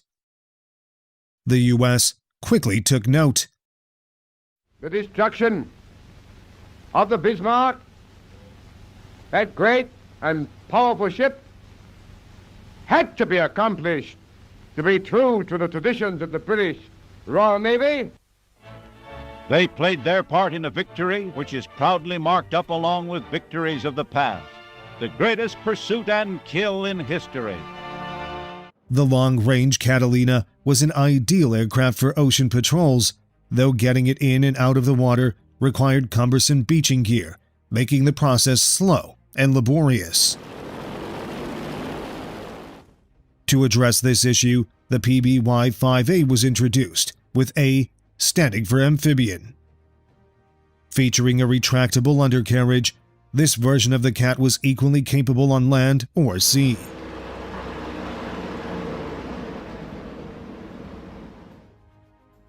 Catalinas were soon stationed at U.S. bases throughout the Pacific, from Midway to the Philippines and from Wake Island to Pearl Harbor. As Japan grew increasingly aggressive, the Navy intensified its daily reconnaissance flights. Then, on a calm Sunday morning in December 1941, Japan launched a surprise attack on the Pacific Fleet anchored at Pearl Harbor. So I seen them coming around one by one. They'd strafe and bomb, and then they make a circle and come around again. They must have made 3 or 4 passes on each attack. You couldn't believe it, and you didn't think it was happening. The whole sky was black with smoke. Everything was on fire, and there was dead people on the dock, and the all was 3 feet thick on the water, and people were going around. It was utter confusion. The assault not only crippled the American Pacific Fleet, but nearly obliterated the airborne patrol force, with 67 Catalinas severely damaged or destroyed. They picked a beautiful time. Everybody was saluting the flag. And they weren't saluting their guns. Pearl Harbor served as a harsh lesson for the Americans. Despite extensive long-range patrols, U.S. forces failed to spot the approaching Japanese fleet.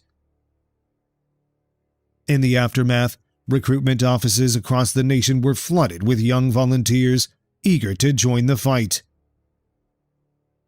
I was very highly agitated at what happened out at Pearl Harbor. We weren't told too much about what happened other than it was a big blow to the fleet. And I joined the Navy the next day thinking that I got to go. December 8th, 1941, the day after Pearl Harbor. My father was going to be the big stopper in my mind.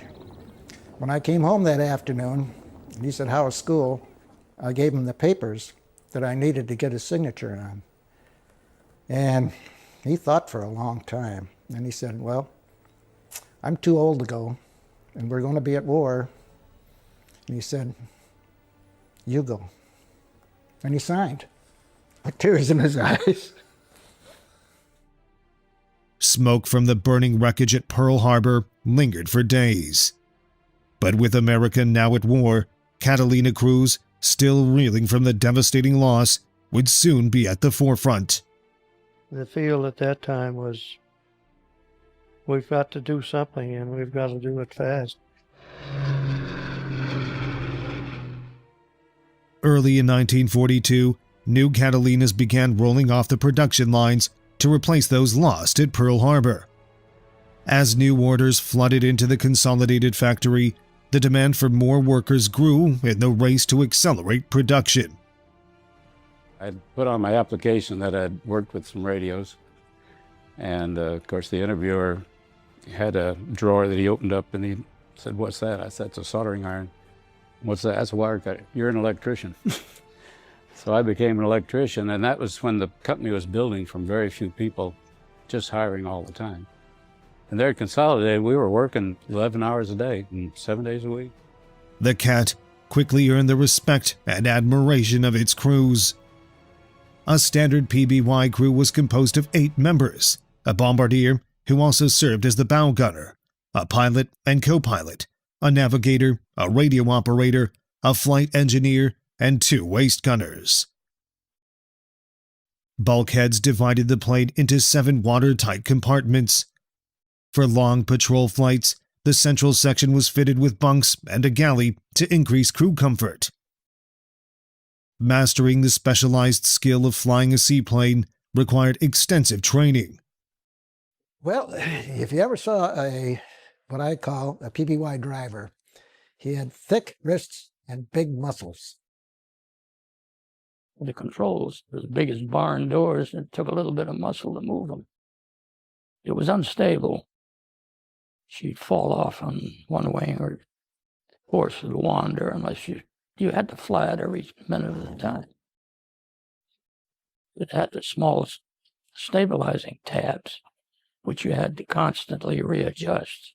Every time somebody moved or the load shifted just a little bit, you had to readjust it. You couldn't relax very long in that airplane, not if you were flying it.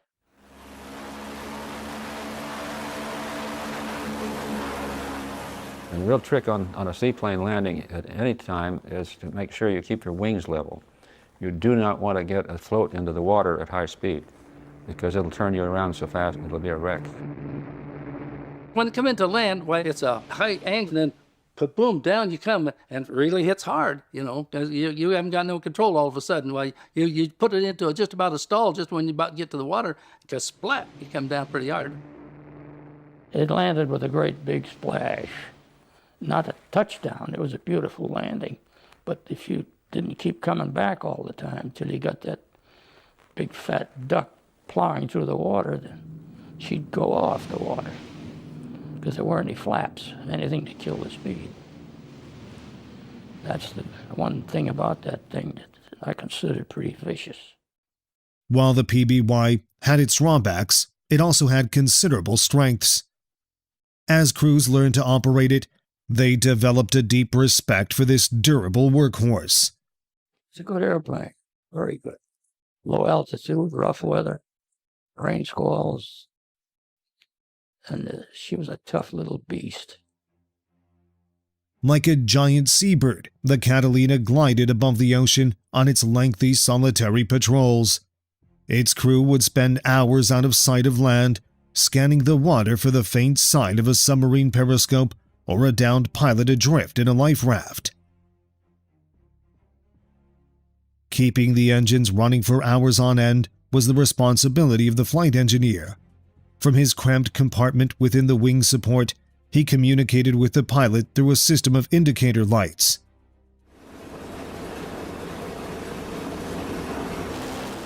The only thing the pilot has regarding the engines in the cockpit are the throttles.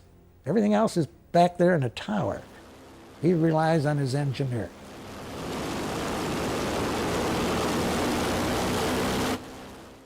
It was the navigator's role to chart their course and ensure the safe return of the aircraft.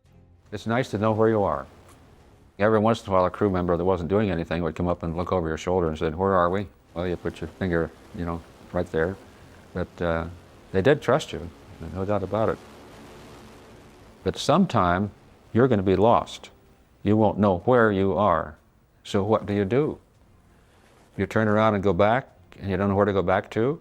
Do you think, well, my sense tells me that land is over there and water's over here, or what do?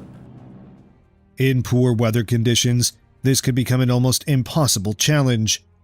Many lone Catalinas disappeared without a trace in the vast Pacific Ocean. The radio operator served as the only connection to the outside world. His Morse code signals would send critical early warnings of enemy activity back to the base.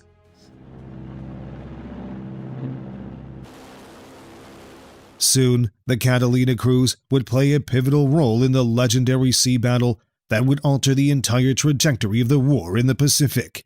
Midway. Midway Island. Not much land, right enough, but it's our outpost.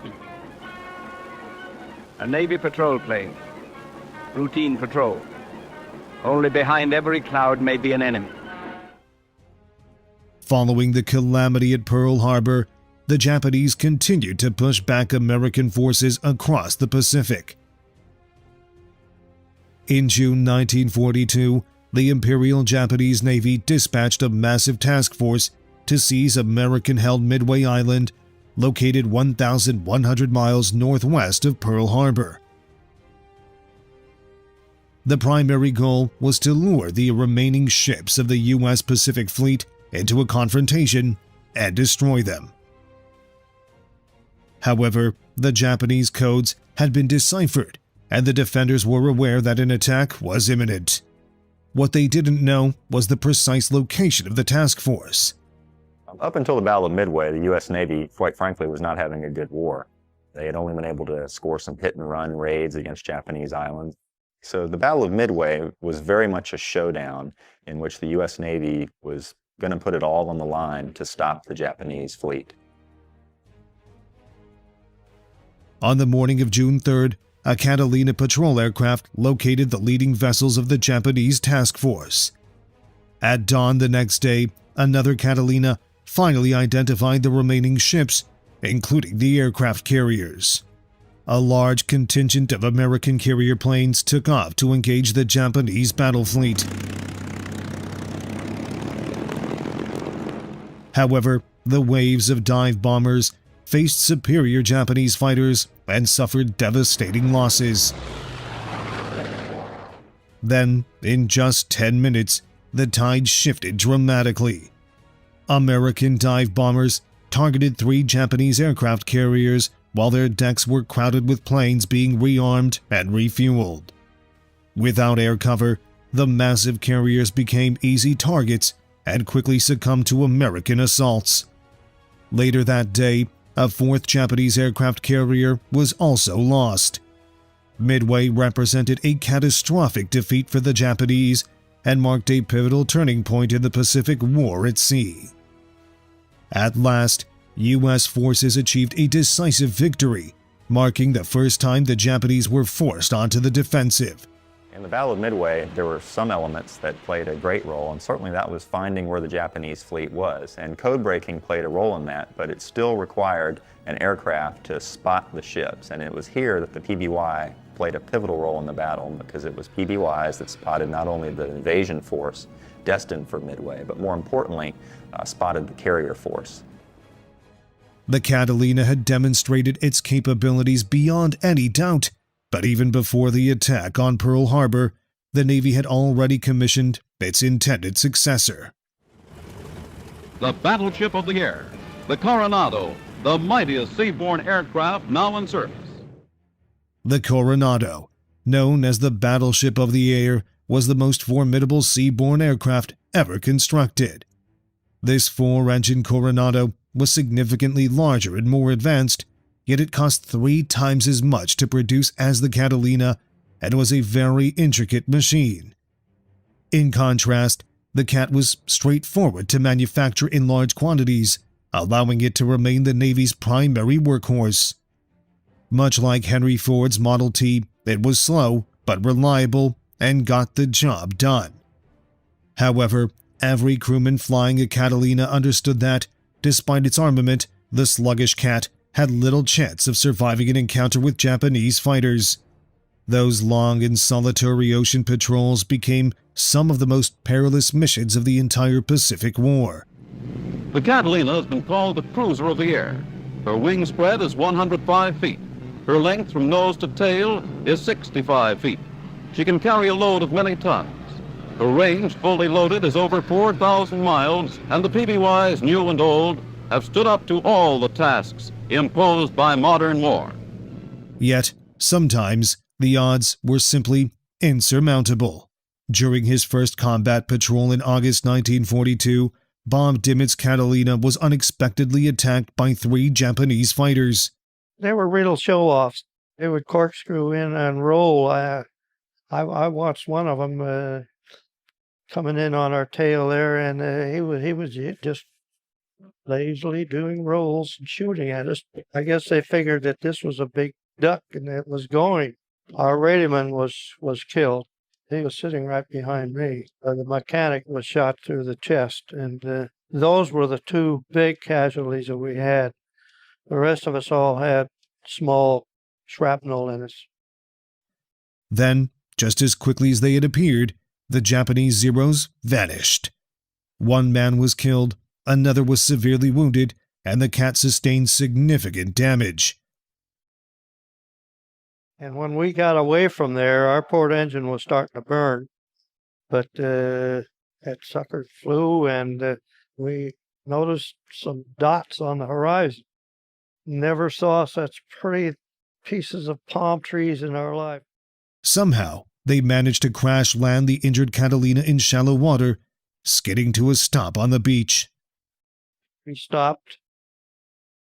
Then we started getting kind of worried, because we really didn't know at that time where we were and whether it was friendly or enemy. So we climbed out of the airplane and stood there with our big 45s in our hands and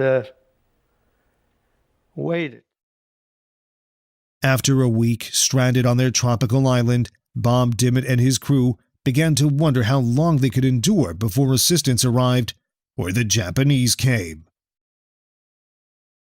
All of a sudden we see this dot just off the water underneath this black cloud heading right for us, and it looked like a seaplane. Well, at that time, we didn't know whether it was a Japanese seaplane or whether it was an American seaplane, so we didn't do anything. And we waited and waited and waited till the last minute, and then we could finally make out that it was a Catalina. And we were jumping up and down and yelling at him, but Santa Claus has nothing on that airplane. The relief that you feel when you have a friend that just flies by like that, there is, well, you can't describe it. We know then that we're home free. All but one of Bob's crew made it through the ordeal, thanks to the Catalina. Such close calls had a lasting impact. Hey, I got news for you. They were all brothers under the skin, boy, after that one there, and there was no doubt about that. We stayed close for a long time. Yeah. Usually bonding shows up after an incident or an accident. If the pilot manages to evade and get the plane back without being shot down, he is the biggest thing in the world to that crew. So now they've bonded to the pilot, and the crew has bonded together as one. You could see it happen, and when I was on the islands in the South Pacific and the PBYs would come back from their patrol, you could tell that there's a changeover. All of a sudden, they're like brothers. You can't come between them. Not surprisingly, every American GI in the Pacific grew fond of the Cat. Its recognizable and reassuring silhouette in the sky was always a welcome sight. For troops isolated on remote coral islands, it meant receiving mail from home. For the injured, it brought crucial medical supplies and a ride to the safety of a base hospital. For survivors adrift for days in the vast ocean, it symbolized life itself. And for the men who piloted it, the Cat became part of the family. Oh, yes. Every hop we came back on, the airplane was our baby. We loved it. We put it to bed at night, wake it up in the morning, and if we had any long flights, it never occurred to us that anything was going to go wrong. The Cats operated in the most basic conditions, and their crews learned to be almost completely self-sufficient. You had to be self-sufficient. And those planes were on their own. They'd be at some out-of-the-way island in a cove, and there'd be some 55-gallon drums of fuel and some oil. You lived in the plane, and you ate, cooked, and lived in the plane. Whether on land or at sea, the big Cats were most susceptible to Japanese air attacks between their missions. However, many of their forward bases were carved out of the jungle and not easily visible from above.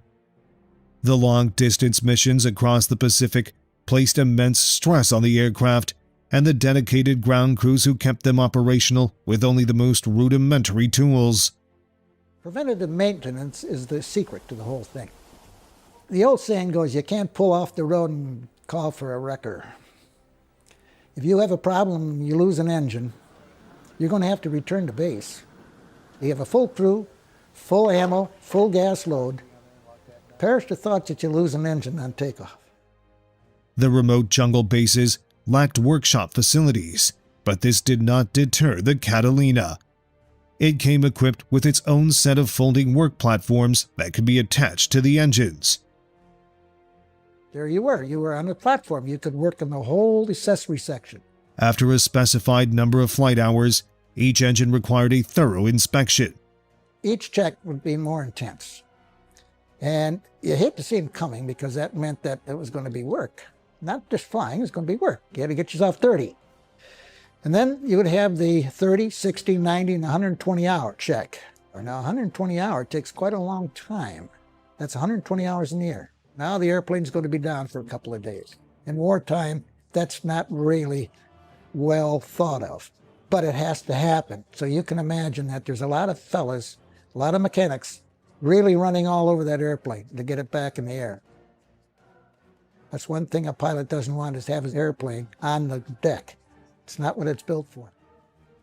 A strong bond formed between the pilot and the chief engineer, as lives depended on their combined expertise.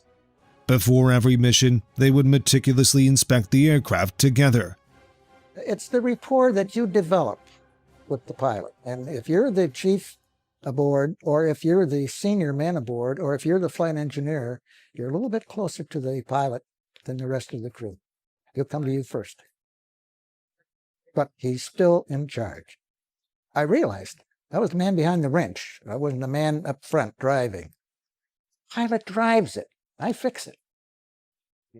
It's an airplane that you could fix with duct tape or something like that. If it had been too complicated, it wouldn't have been able to do the job. Yet this reliable companion could also reveal a much more aggressive aspect of its character. When night fell, the gentle cat would turn into a formidable predator.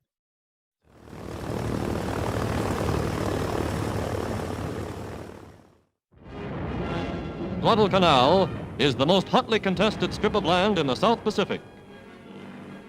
For 5 months have tried to win back this vital outpost, but their transports, bombed and beached, lie wrecked on the sands of the Solomon Islands. While Midway marked a turning point at sea, it was Guadalcanal in the Solomon Islands that ultimately halted the Japanese ground advance.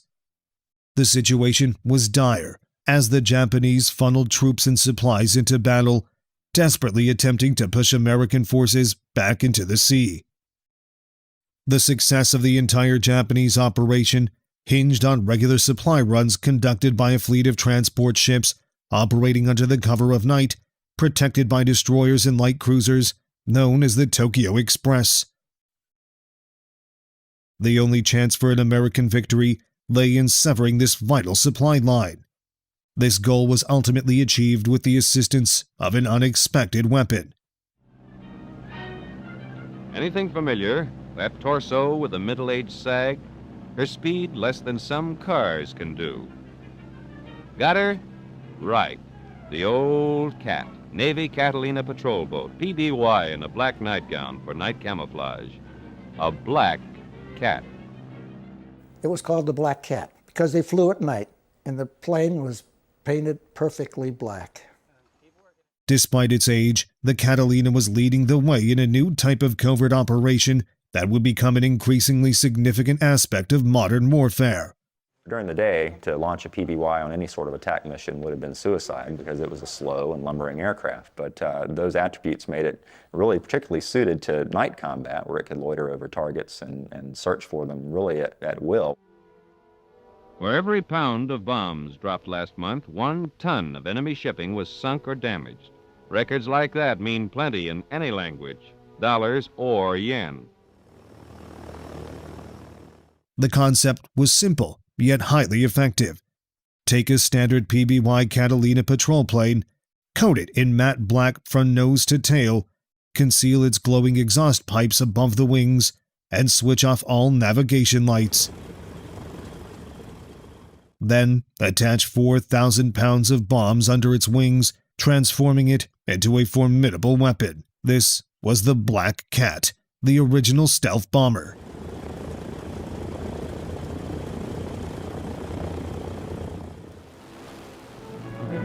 Another night, another mission, another prowl into the dark. A cat needs its 9 lives on these jobs. Back at Pearl Harbor, the surprise attack by the Japanese had severely weakened the Catalina fleet. Now, shrouded in darkness, the cats sought their revenge. This time, it would be the Japanese who were caught off guard. These long-range missions were always tense and exhausting for the Catalina crews. Skipper always had us doing things. And he'd say, you guys in the blisters, I want you to keep an eye out. And if he ever saw anything, and we didn't see it first, we was in bad trouble. we reported seeing something before he did, or he'd said, all right, what's going on back there? Do you guys sound asleep? Without radar, the Japanese forces struggled to detect the cats in the darkness. Even powerful searchlights often failed to reveal their presence, leaving defenders to fire blindly into the night sky in hopes of hitting something. The searchlight would be right on us, and nobody shot at us. The searchlight come right on, and everything gets all light up in the plane. Said, "Uh-oh!" We just kept right on going, and the light went off somewhere else. So they never did see us. Never would see us. The attacks had to be executed on the first pass to maintain the element of surprise. But the slow-flying cat had ample opportunity to align itself with the target. You know, we dropped bombs. We dropped everything we had. And I don't know, because we never did, nobody ever went down to see what had happened because that was Japanese territory. One more flight completed. One less convoy flying the rising sun. Another loss in losses adding up to billions of dollars in equipment that didn't get there. In just 1 month, a single squadron reported the destruction of 43 Japanese ships as the Black Cats prowled the night skies, most of their victims unaware of what had struck them. Deprived of essential supplies, the Japanese lost their hold on the Solomon Islands and began a long and bloody retreat back to their home islands. At a pivotal moment in history, the Black Cat squadrons, engaging in nighttime hunting and bombing missions, played a crucial role in turning the tide of the war in the Pacific. A job done by planes that can't maneuver but do, that can't dive, that can't rev up speed to wiggle out of a run but go in anyway for a second try, a third. And every less ship gives the men who are landing a better break. That's what keeps the cats flying. When production ceased, nearly 4,000 Catalinas had been constructed, making it the most numerous flying boat ever created. In a variety of services with a variety of nations, the PBY did everything in almost every theater of war. It dropped bombs, it dropped torpedoes, it depth-charged U-boats, it fired retro rockets. It was the Dumbo for down flyers, the salvation and savior for them when they're floating in the open ocean with little chance of rescue without the PBY. So in short, the PBY performed all missions that it was called upon to do and performed them with great ability. After the war, while many military aircraft were scrapped, the Cats continued to serve due to their immense utility. Wherever there was water, the Catalina found a peacetime role, conducting Coast Guard patrols, firefighting, cargo transport, passenger flights, exploration, surveying, and a multitude of other tasks. Though the jet age marked the decline of most remaining flying boats, the Cats persevered. As the new millennium approached, the consolidated PBY Catalina remained in the air, one of the longest-serving and most beloved aircraft in history. That airplane, I fell in love with it. All I could say was, Mr. Consolidated, you did a hell of a job.